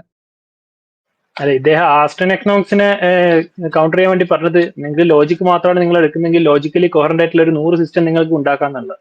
അപ്പം ഈ എംപിരിക്കൽ സത്യത്തിന്റെ കേസിൽ എടുത്താലോ ഡാറ്റ വെച്ചിട്ട് നമുക്ക് ഒരു 100 രീതിയിൽ ഇന്റർപ്രറ്റ് ചെയ്തുകൊണ്ട് അല്ലെങ്കിൽ ഡിഫറെന്റ് രീതിയിൽ എക്സ്പെരിമെന്റ് ചെയ്തുകൊണ്ട് 100 രീതിയിൽ നമുക്ക് ലോജിക്കലി കോഹറന്റ് ആയിട്ടുള്ള അല്ലെങ്കിൽ വ്യത്യസ്തമായിട്ടുള്ള കാര്യങ്ങൾ നമുക്ക് നമുക്ക് അത് കണ്ടുപിടിക്കാമല്ലോ. പ്രത്യേകിച്ച് കാരണം അത് കൺട്രോൾഡ് ആയിട്ടുള്ള ഒരു എക്സ്പെരിമെന്റ് ഒരിക്കലും സോഷ്യൽ സയൻസിൽ പോസിബിൾ അല്ല. അപ്പൊ നമ്മൾ സെർട്ടസ് പാരിബസ് എന്നുള്ള ഒരു സിറ്റുവേഷൻ നമുക്ക് ഒരിക്കലും ഒരു പരീക്ഷണത്തിൽ നമുക്ക് കൊണ്ടുവരാൻ വേണ്ടി കഴിയില്ല. അപ്പൊ അങ്ങനത്തെ ഒരുപാട് ലിമിറ്റേഷൻസ് നമ്മൾ സോഷ്യൽ സയൻസിൽ എക്സ്പെരിമെന്റ് ചെയ്യുന്നുണ്ട്. അപ്പൊ അങ്ങനെ ഒരു സിറ്റുവേഷനിൽ ഡാറ്റ എടുക്കുമ്പോൾ നമുക്ക് വേണ്ട ഒരു എന്താ പറയാ ഒരു കൺക്ലൂഷൻ കിട്ടണമെന്നുണ്ടെങ്കിൽ അതിനനുസരിച്ച് മാത്രം ഡാറ്റകൾ എടുത്തുകൊണ്ട് ബാക്കിയുള്ള ഒഴിവാക്കിയിട്ട് നമുക്ക് പേപ്പർ ഉണ്ടാക്കാം. അപ്പം അങ്ങനെ നമുക്ക് ലോജിക്കലി കോറന്റ് ആയിട്ടുള്ള ഒരു കാര്യം ഡാറ്റ വെച്ച് നമുക്ക് പ്രൂവ് ചെയ്യാൻ വേണ്ടി പറ്റും. എക്സാക്ട്ലി ഓപ്പോസിറ്റ് ആയിട്ടുള്ള. അപ്പം ഈ അയാൾ ലോജിക്കലി കോർണർ ആയിട്ടുള്ള 100 സിസ്റ്റം ഉണ്ടാക്കാൻ കഴിയുമെന്ന് പറഞ്ഞ് ഒഴിവാക്കി നേരെ മറിച്ച് ഡാറ്റയ്ക്ക് ആ ഒരു പ്രശ്നമില്ല എന്നുള്ള അസീമി ചെയ്യാന്നുള്ളത് അത് വെറും അവസരവാദം മാത്രമാണെന്നുള്ളതാണ്. ബേസിക്കലി അയാൾക്ക് ഈ ലോജിക്കലി ഓസ്ട്രിയൻ എക്കണോമിക്സിനെ കൗണ്ടർ ചെയ്യാൻ കഴിയാത്തത് കൊണ്ട് ഓസ്ട്രിയൻ എക്കണോമിക്സ് കൊണ്ട് മുന്നോട്ട് വെക്കുന്ന വാദങ്ങൾ തള്ളണം എന്നുണ്ടെങ്കിൽ ഉള്ള വഴി എന്ന് പറഞ്ഞാൽ ഞാൻ എംപിരിസിസം മാത്രമേ നോക്കുള്ളൂ, അല്ലെങ്കിൽ ഞാൻ ഡാറ്റ വെച്ചിട്ടുള്ളത് മാത്രമേ നോക്കുള്ളൂ എന്ന് പറഞ്ഞിട്ട് തനിക്ക് വേണ്ട ഡാറ്റ മാത്രം എടുത്തിട്ട് കൊണ്ടുവരിക, ഇതാണ് ശരി എന്നുള്ളത് മാത്രം പറയുക. ഇത് ബാക്കിയുള്ള ഡാറ്റകൾ ഇതൊന്നും പറ്റി പറയാതെ അതിനൊക്കെ കംപ്ലീറ്റ് ആയിട്ട് നെഗ്ലക്ട് ചെയ്യും. അതിനെ നമ്മൾ നേരത്തെ പറഞ്ഞ പോലെ അവസരവാദം എന്നേ പറയാൻ വേണ്ടി കഴിയുള്ളൂ. അപ്പം മിനിമം വേജിന്റെ കേസിൽ തന്നെ മിനിമം വേജിൽ ഓസ്ട്രിയൻ എക്കണോമിക്സ് പറയുന്ന വാദം പറഞ്ഞിട്ടുണ്ടെങ്കിൽ മിനിമം വേജ് നിയമം മാർക്കറ്റിൽ എപ്പോഴൊക്കെ ഇമ്പോസ് ചെയ്യുന്നു അപ്പോഴൊക്കെ മിനിമം വേജ് നമ്മൾ ഇമ്പോസ് ചെയ്യുന്ന മിനിമം വേജ് എന്ന് പറയുന്നത് മാർക്കറ്റ് ഡിറ്റർമൈൻ ചെയ്യുന്ന പ്രൈസിനെക്കാട്ടും കൂടുതലായിട്ടാണ് നിങ്ങൾ മിനിമം വേജ് സെറ്റ് ചെയ്യുന്നുണ്ടെങ്കിൽ അപ്പം മിനിമം വേജ് നിയമം വെക്കാതിരുന്നെങ്കിൽ വരുന്ന ജോബ് അവസരങ്ങൾ ഈ നിയമം വെച്ചത് കൊണ്ട് ഇല്ലാതെയാവുന്നുള്ളതാണ് പറയുന്നത്. അതിനെക്കാട്ടും കുറഞ്ഞ ജോബ് അവസരങ്ങൾ മാത്രമേ മാർക്കറ്റിൽ ഉണ്ടാവുന്നില്ല.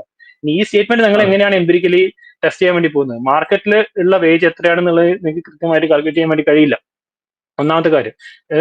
അത് മാത്രമല്ല, ഈ ജോബ് അവസരങ്ങൾ ഇതിന് മുന്നേ ഈ ഒരു നിയമം നിങ്ങൾ വെച്ച് കഴിഞ്ഞിട്ടുണ്ടെങ്കിൽ ഇത് വെക്കാതിരുന്നെങ്കിൽ എത്ര ജോബ് അവസരം ഉണ്ടാവും എന്നുള്ളത് ഒരിക്കലും നമുക്ക് കാൽക്കുലേറ്റ് ചെയ്യാൻ വേണ്ടി കഴിയില്ല. അപ്പൊ ഈ ഒരു മിനിമം വേജ് നിയമം ഉള്ളത് കൊണ്ട് തന്നെ എത്ര ആൾക്കാർ ഇങ്ങനെ ഈ ഒരാളെ ഇനി ഞാൻ ജോലിക്ക് വെക്കുന്നില്ല എന്ന് തീരുമാനിക്കും. അതെങ്ങനെയാണ് നമ്മൾ കണ്ടുപിടിക്കുക? അല്ലെങ്കിൽ എത്ര ആൾക്കാർ ഇത് ഇനി ഇത്രയും വലിയ കോസ്റ്റ് കൊടുത്ത് എംപ്ലോയീസിനെ എടുക്കണം, അതുകൊണ്ട് തന്നെ ഞാൻ ഇനി സംരംഭം തുടങ്ങാൻ പോകുന്നില്ല എന്നൊക്കെ എത്ര ആൾക്കാർ തീരുമാനിക്കുന്നുള്ളതൊക്കെ ഒരിക്കലും നമുക്ക് ഡാറ്റ വെച്ച് പ്രെഡിക്റ്റ് ചെയ്യാനോ അല്ലെങ്കിൽ കൊണ്ടുവരാനോ ഒന്നും കഴിയില്ല. അപ്പം അത്രയും ലിമിറ്റേഷൻസ് ഉണ്ടാകുമ്പോൾ ചില സിറ്റുവേഷനിൽ അത് മാത്രമല്ല ബാക്കിയുള്ള പല ഫാക്ടേഴ്സ് കൊണ്ടും ജോബ് അവസരങ്ങൾ ഒരു സ്ഥലത്ത് കൂടാനും കഴിയും. ഇപ്പം മിനിമം വേജ് കൊണ്ടുവന്നിട്ടുണ്ടെങ്കിലും അതേ സ്ഥലത്ത് തന്നെ വേറെ ഏതെങ്കിലും രീതിയിൽ ഇപ്പം പെട്ടെന്ന് ഒരു ഓയിൽ റിസർവ് അവിടെ നമ്മൾ കണ്ടുപിടിച്ചെന്ന് വെച്ചോ, ഒരു രാജ്യത്ത് മിനിമം വേജ് കൊണ്ടുവന്നു, അതേ വർഷം തന്നെ അവിടെ ഒരു ഓയിൽ റിസർവ് വന്നു, അല്ലെങ്കിൽ വേറെ എന്തെങ്കിലും രീതിയിൽ ഇപ്പം എലോൺ മസ്ക് വന്ന് അവിടെ ഇൻവെസ്റ്റ്മെന്റ് ചെയ്യാൻ വേണ്ടി തീരുമാനിച്ചു.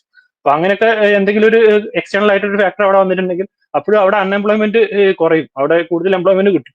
പക്ഷെ അപ്പോഴും ഈ മിനിമം വേജ് കാരണം ഉണ്ടാവുന്ന തൊഴിലവസരങ്ങൾ കുറഞ്ഞത് അവിടെ തന്നെ ഉണ്ടാവും. പക്ഷെ അതിനെ കവർ ചെയ്യാൻ വേണ്ടിയിട്ട് വേറൊരു ഒരു സ്ഥലത്ത് നിന്ന് വേറൊരു എക്സ്റ്റേണൽ ഫാക്ടർ അതിനെ കവർ ചെയ്യുന്നതുകൊണ്ട് നമുക്ക് റിസൾട്ട് നമുക്ക് ചിലപ്പം അങ്ങനെ കിട്ടിക്കോളുന്നില്ല. അതുകൊണ്ടാണ് ഇപ്പൊ നമ്മൾ നേരത്തെ പറഞ്ഞു ഒരു 100 എംപിരിക്കൽ സ്റ്റഡി നടത്തിയതിൽ 66 മാത്രമാണ് മിനിമം വേജ് അൺഎംപ്ലോയ്മെന്റ് തമ്മിൽ ഒരു നെഗറ്റീവ് കോറിലേഷൻ ഉണ്ടെന്നുള്ളത് കാണുന്നത്. ബാക്കി 33 അങ്ങനെ കാണുന്നില്ല എന്ന് പറയും. അപ്പൊ എല്ലാ ഇത്രയും ഫാക്ടേഴ്സ് ഉണ്ടാകുന്നത് കൊണ്ട് തന്നെ നമുക്ക് എന്താ പറയാ വ്യത്യസ്തങ്ങളായിട്ടുള്ള റിസൾട്ടും എംപിരിക്കലി പോസിബിൾ ആണ്. പക്ഷെ എന്ന് വെച്ചിട്ട് അതൊരിക്കലും അതിന്റെ ഒരു കോസാലിറ്റി ഇന്ന കാരണങ്ങൾ കൊണ്ട് ഇന്ന കാര്യം സംഭവിക്കുന്നു എന്നുള്ളത് ഒരിക്കലും നമുക്ക് ഒരു എംപിരിക്കൽ സ്റ്റഡി നമുക്ക് അവിടെ പറഞ്ഞു തരുന്നില്ല. ഓക്കെ.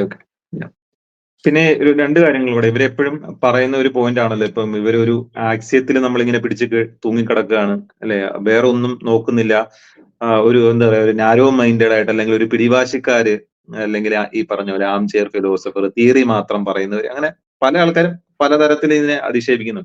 ഞാനത് മീസസിന്റെ ഒരു സംഭവം വായിച്ചെന്താന്ന് വെച്ചാൽ, മീസസ് പറയുന്ന ഒരു കാര്യം, ഈ ഹ്യൂമൻ ആക്ഷനെ പറ്റിയിട്ട് അല്ലെങ്കിൽ പ്രാക്സിയോളജി എന്ന് പറഞ്ഞ ഇതിനെപ്പറ്റി പഠിക്കണമെങ്കിൽ മറ്റുള്ള എല്ലാ നോളജിന്റെ എല്ലാ ശാഖകളെ പറ്റിയിട്ട് നമുക്ക് അറിഞ്ഞിരിക്കണം എന്നുള്ളതാണ്. അതായത് സുവോളജി ആണെങ്കിലും മനുഷ്യന്റെ സൈക്കോളജി ആണെങ്കിലും അതേപോലെ തന്നെ ഈ ലോ ആണെങ്കിലും ചുറ്റും ചരിത്രമാണെങ്കിലും അങ്ങനെയുള്ള എല്ലാ കാര്യങ്ങളെ പറ്റിയുള്ള അറിവ് ഉണ്ടാകുമ്പോൾ ആ അറിവ് മുഴുവൻ ഈ എക്കണോമിക്സിൽ ആവശ്യമാണ് എന്നുള്ളതാണ് പറയുന്നത്. ഒരേ ഒരു കാര്യം മാത്രമേ അവർ പറയുന്നുള്ളൂ, നിങ്ങൾ നാച്ചുറൽ സയൻസിൽ ചെയ്യുന്ന മെത്തേഡ് ഇവിടെ ചെയ്യാൻ പറ്റില്ല. അത് എന്തുകൊണ്ട് പറ്റില്ല എന്ന് വളരെ വിശദീകരിച്ച് വളരെ കൊഹീറന്റ് ആയിട്ട് കറക്റ്റ് എക്സ്പ്ലനേഷൻ അതിന് കൊടുക്കുന്നുണ്ടെന്നുള്ളതാണ്. ഇതൊക്കെ ഇവര് പറയുന്നത് എന്താ വെച്ചാൽ നമ്മൾ നേരത്തെ പറഞ്ഞു ഈ സെലക്റ്റീവായിട്ട് ഡാറ്റ എടുക്കുന്ന കാര്യം. ഈ സെലക്റ്റീവായിട്ട് ഡാറ്റ എടുക്കാനുള്ള മെയിൻ കാരണം എന്ന് പറഞ്ഞിട്ടുണ്ടെങ്കിൽ ഇവര് അവിടെ പറയുന്നുണ്ട് ഇവർ ഇക്വാലിറ്റിയാണ് ഏറ്റവും ഐഡിയൽ ആയിട്ട് കാണുന്നത് എന്നുള്ളതാണ്. ഇക്വാലിറ്റി സമൂഹത്തിൽ കൊണ്ടുവരുന്നതാണ് ഏറ്റവും നല്ല ഗുണകരമായുള്ള കാര്യം എന്നുള്ളതാണ് ഇവർ പറയുന്നത്. ആ അറിവ് ഇവർക്ക് എങ്ങനെയാണ് കിട്ടുക? ആ ഒരു സ്റ്റേറ്റ്മെന്റ് ഇവർ എങ്ങനെയാണ് ഇവര് ഉണ്ടാക്കുന്നത്? അതൊരിക്കലും ഒരു എംപിരിക്കലി വെരിഫൈബിൾ ആയിട്ടുള്ള ഒരു സ്റ്റേറ്റ്മെന്റ് അല്ല. ഇക്വാലിറ്റി ആണ് നിങ്ങൾക്ക് ഏറ്റവും ഐഡിയൽ ആയിട്ടുള്ള സിറ്റുവേഷൻ. അതുപോലെ ഗവൺമെന്റ് ഇന്റർവെൻഷൻ ഈസ് ഗുഡ് എന്നാണല്ലോ പറയാൻ. അതെങ്ങനെയാണ് അവർ കണ്ടെത്തിയത് ഗവൺമെന്റ് ഇന്റർവെൻഷൻ ഈസ് ഗുഡ് എന്നുള്ളത്? അതിന് ഗവൺമെന്റ് ഇന്റർവെൻഷൻ ബാഡ് ആയിട്ടുള്ള ഇഷ്ടം പോലെ ഡേറ്റ വേണമെങ്കിൽ എടുക്കാം. അല്ല, ഇവരെ വെബ്സൈറ്റിൽ ആക്ച്വലി ഒരു ആർട്ടിക്കിൾ ഞാൻ കണ്ടിരുന്നു ഈ സിംഗപ്പൂരിനെ ബേസ് ചെയ്തിട്ടുണ്ട്. അപ്പൊ അതിൽ പറയുന്നത് ഇങ്ങനെയാണ്, ഇപ്പം സിംഗപ്പൂരിൽ ആക്ച്വലി കംപ്ലീറ്റ്ലി ഫ്രീ മാർക്കറ്റ് അല്ല ഉള്ളത്. സിംഗപ്പൂരിൽ ഗവൺമെന്റ് ഇന്റർവെൻഷനും ഉണ്ട്. പക്ഷെ എന്നാ നോക്കൂ, സിംഗപ്പൂർ ഇത്രയും ഡെവലപ്ഡ് ആയിട്ടുള്ള ഒരു കൺട്രിയാണ്. അതുകൊണ്ട് എന്താണ് മിക്സഡ് എക്കണോമിയാണ് ശരി. ഇതാണ് ഇവരെ കൺക്ലൂഷൻ വരുന്നത് ഈ ഒരു ഡാറ്റ കണ്ടിട്ട്. അപ്പൊ നമുക്ക് അങ്ങനെയാണെങ്കിൽ ഇതേ ആർഗ്യുമെന്റ് തന്നെ നമുക്ക് ഈ സിറിയനെ പറ്റിയിട്ടോ അല്ലെങ്കിൽ അഫ്ഗാനിസ്ഥാനെ പറ്റിയിട്ടോ അല്ലെങ്കിൽ ഏതെങ്കിലും സൊമാലിയനെ പറ്റിയോ അങ്ങനെ പല രാജ്യങ്ങളെ പറ്റി എല്ലാ രാജ്യത്തും ഗവൺമെന്റ് ഉണ്ട്. എല്ലാ രാജ്യത്തും 100% ആയിട്ട് ഗവൺമെന്റ് അല്ല ഉള്ളത്, അല്ലെങ്കിൽ 100% ആയിട്ട് മാർക്കറ്റ് അല്ല വർക്ക് ചെയ്യുന്നത്. അപ്പോൾ എല്ലാ രാജ്യത്തും മിക്സഡ് എക്കണോമിയാണുള്ളത്. അപ്പൊ അതുകൊണ്ട് തന്നെ സിംഗപ്പൂർ മാത്രം എടുത്തുകൊണ്ട് മിക്സഡ് എക്കണോമി അതുകൊണ്ട് ശരിയാണെന്ന് പറയുന്ന കൺക്ലൂഷനിൽ എത്തുന്നത് എങ്ങനെയാണ്? ഇതാണ് ഡാറ്റ വെച്ചിട്ട് ഇവര് എത്തുന്ന കൺക്ലൂഷൻ. സിംഗപ്പൂർ എടുത്ത സ്ഥിതിക്ക് തൊട്ടടുത്ത് കിടക്കുന്ന മലേഷ്യയും കൂടെ എടുക്കായിരുന്നു. അപ്പൊ സിംഗപ്പൂരും മലേഷ്യയും തമ്മിലുള്ള പ്രധാന വ്യത്യാസം അവിടെ ഈ റിസർവേഷന്റെ കാര്യത്തിലാണ്. ഇവരുടെ ഒരു പ്രധാന ഒരു ആയുധം കൂടെയാണല്ലോ റിസർവേഷൻ എന്ന് പറയുന്ന സംഭവം. അപ്പൊ സിംഗപ്പൂരിൽ ഇല്ലാത്തൊരു സാധനവും മലേഷ്യയിൽ എന്ന അധികമായിട്ടുള്ള ഒരു സംഭവം കൂടെയാണ് റിസർവേഷൻ എന്ന് പറയുന്നത്. അപ്പം സിംഗപ്പൂര് തുടക്കം മുതലേ ഫ്രീ മാർക്കറ്റ് രീതിയിൽ പോവുകയും ഒക്കെ ചെയ്തെങ്കിലും ഈ മലേഷ്യയില് അവിടെയുള്ള നേറ്റീവ്സിന് പ്രത്യേകിച്ചും ഇസ്ലാംസ് ആണ് കൂടുതലുള്ളത്. അപ്പം ഇസ്ലാം വംശജകർക്ക് ഒരുപാട് റിസർവേഷൻ കൊടുക്കുകയും ചൈനക്കാർക്ക് വളരെ അധികം അവസരങ്ങൾ കുറച്ചും കൊടുക്കണം എന്നുള്ളതായിരുന്നു. ചൈനക്കാരും പിന്നെ കുറച്ച് ഇന്ത്യക്കാരും. അപ്പൊ തൊട്ടടുത്ത് കിടക്കുന്ന മലേഷ്യയിൽ ഗവൺമെന്റ് ഇത്രത്തോളം അധികം ഇന്റർവീൻ അവിടെ ചെയ്യുന്നുണ്ട്. അപ്പോ സിംഗപ്പൂർ എവിടെത്തി, മലേഷ്യ എവിടെത്തി എന്നുള്ള നോക്കിയുള്ള വ്യത്യാസവും കൂടെ നോക്കിക്കഴിഞ്ഞാൽ തന്നെ അവർക്ക് മനസ്സിലാവും. അതാണ് ഈ പറഞ്ഞ പോലെ തങ്ങൾക്ക് വേണ്ട സംഭവങ്ങൾ എടുക്കുക, അതിനുശേഷം കാര്യങ്ങൾ തെളിയിക്കാൻ ശ്രമിക്കുക എന്നുള്ളത്. ഇത് ബേസിക്കലി ഒരു മതത്തിന് വേണ്ടിയിട്ട് വാദിക്കുന്ന ആൾക്കാര് ചെയ്യുന്ന ഒരു പരിപാടിയാണ്. ഇത് നമ്മൾ പല ഈ സ്വതന്ത്ര ചിന്തകർന്നോ അല്ലെങ്കിൽ ഈ പറയുന്ന പോലെ റാഷണലായിട്ട് ചിന്തിക്കുന്നു എന്ന് പറയുന്ന ആൾക്കാർ ഇത് വരുന്നു എന്നുള്ളതാണ്. തങ്ങൾക്ക് വേണ്ടിയിട്ട് ഒരു എക്സാമ്പിൾ എടുത്തിട്ട് മൊത്തത്തിലുള്ള കാര്യം നോക്കാതിരിക്കുക, ഐസൊലേറ്റ് ചെയ്തിട്ട് ഏതെങ്കിലും ഒരു ഇൻസിഡന്റ് എടുത്തതിന് ശേഷം അതങ്ങോട്ട് അവതരിപ്പിക്കുക. എന്നിട്ട് അതിനുശേഷം അതിനെതിരെ പറയുന്നവരെല്ലാം മണ്ടന്മാരും അല്ലെങ്കിൽ ആം ചെയർ ഫിലോസഫേഴ്സും ഒക്കെ ആണെന്ന് പറയാം. എല്ലാവരും ആക്ച്വലി ആം ചെയറിൽ ഇരുന്നിട്ട് തന്നെയാണ് പറഞ്ഞത്. ഈ ആം ചെയറിൽ ഇരുന്നു എന്ന് പറഞ്ഞിട്ട് ആം ചെയർ ഫിലോസഫർ ആകൂല. എല്ലാ കാര്യങ്ങളും നിങ്ങൾ ഒന്നുകിലും നോക്കുക. അങ്ങനെയാണെങ്കിലും ഓക്കെ, നിങ്ങൾ പറഞ്ഞതിൽ എന്തെങ്കിലും അർത്ഥമുണ്ട്. ഇവര് ആ ഇന്റർവ്യൂവിൽ തന്നെ ആ ഒരു ലൈവിൽ തന്നെ പറഞ്ഞൊരു കാര്യം, ഈ ഗോൾഡ് സ്റ്റാൻഡേർഡ് ആണോ അതോ ഫിയാറ്റ് സ്റ്റാൻഡേർഡ് ആണോ നല്ലത് എന്നുള്ളത് ആരോരാൾ ചോദിച്ചിരുന്നത്. അപ്പൊ അവര് പറഞ്ഞു, നിങ്ങൾ ഗോൾഡ് സ്റ്റാൻഡേർഡ് എടുക്കും, ഫിയാറ്റ് സ്റ്റാൻഡേർഡ് എടുക്കും, അതിനൊന്നും വിഷയമല്ല. നിങ്ങൾ ഇത് ഈക്വാലിറ്റി അവിടെ ഉണ്ടോ, അല്ലെങ്കിൽ പാവപ്പെട്ട ആൾക്കാർക്ക് ഇതുണ്ടോ, അത് മാത്രം നോക്കിയാൽ മതി. അല്ലാതെ ഇതൊന്നും നല്ലതാണോ അല്ലയോ എന്നുള്ളതൊന്നും ഒരു വിഷയമുള്ള കാര്യമല്ല എന്നുള്ളത്. അപ്പൊ അതിന്റെ അർത്ഥം എന്താ, അവർ ബേസിക്കലി ഇക്വാലിറ്റി ആണ് ഐഡിയൽ. അപ്പൊ എല്ലാവരും ഈക്വൽ ആവുക എന്നുള്ളതാണ് ഏറ്റവും നല്ലൊരു സൊസൈറ്റിക്ക്, ഒരു നല്ല സൊസൈറ്റിന്റെ ഏറ്റവും അടിസ്ഥാനപരമായിട്ടുള്ള ഗുണം എന്നുള്ളത് അവർ ഓൾറെഡി എസ്റ്റാബ്ലിഷ് ചെയ്ത് കഴിഞ്ഞു. അവർ മനസ്സിൽ ഉറപ്പിച്ചു കഴിഞ്ഞു. എന്നിട്ട് അതിന് ശേഷമാണ് അവർ ഏത് ഡാറ്റ വന്നിട്ടുണ്ടെങ്കിലും അല്ലെങ്കിൽ ഏത് പഠനം വന്നിട്ടുണ്ടെങ്കിലും എന്ത് വന്നിട്ടുണ്ടെങ്കിലും നോക്കുന്നത്. അപ്പം അങ്ങനെ ചെയ്യുന്ന ആളുകളാണ് നമ്മൾ ആക്ച്വലി ആംചെയർ ഫിലോസഫി എന്ന് വിളിക്കേണ്ടത്. അത് എന്നിട്ട് ബാക്കിയുള്ള ആൾക്കാരെ അധിക്ഷേപിക്കാനോ അല്ലെങ്കിൽ ബാക്കിയുള്ള ഫിലോസഫി അല്ലെങ്കിൽ എല്ലാ കാര്യങ്ങളെയും തള്ളാൻ വേണ്ടിയിട്ടാണ് അവർ ഇങ്ങനത്തെ ആർഗ്യുമെന്റ്സ് ഉപയോഗിക്കുന്നതാണ് എടുത്ത കാര്യങ്ങൾ. ഇനി നമ്മൾ ഇക്വാലിറ്റി എന്ന് പറഞ്ഞ ഒരു ഐഡിയൽ ആയിട്ടുള്ള കാര്യമാണ്. അങ്ങനെ നമ്മൾ നോക്കുകയാണെന്നുണ്ടെങ്കിൽ എന്തുകൊണ്ടാണ് നമ്മൾ ഈക്വൽ ആവുന്നത് ഒരു ഐഡിയൽ ആയിട്ടുള്ള കാര്യമായിട്ട് പറയുന്നു എന്നുള്ള അവർ നോക്കണം. നമ്മുടെ സൊസൈറ്റി എന്ന് പറഞ്ഞാൽ നമുക്കറിയാം, ഒരൊറ്റ മനുഷ്യന്മാർ പോലും പരസ്പരം ഈക്വൽ ആയിട്ടുള്ളത് നമുക്ക് കാണാൻ വേണ്ടി കഴിയില്ല. എല്ലാ മനുഷ്യന്മാരും അടിസ്ഥാനപരമായിട്ട് വ്യത്യസ്തരാണ്. അപ്പൊ എല്ലാവർക്കും വ്യത്യസ്തമായിട്ടുള്ള കഴിവാണുള്ളത്. അതുപോലെ തന്നെ താല്പര്യങ്ങളും അതുപോലെ റിസ്ക് എടുക്കാനുള്ള മെന്റാലിറ്റിയും എല്ലാം വ്യത്യസ്തമായിരിക്കും. അപ്പൊ അങ്ങനെയുള്ള ഒരു സമൂഹത്തില് ഒരു എന്താ പറയാ, വെൽത്ത് ഇനീക്വാലിറ്റി എന്ന് പറഞ്ഞിട്ടുണ്ടെങ്കിൽ സ്വാഭാവികമായിട്ട് ഉണ്ടാകുന്ന ഒരു കാര്യമാണ്. അത് ഒരു മോശം കാര്യമാണെന്നുള്ളത് ഇവരെങ്ങനെയാ പറയുന്നത്.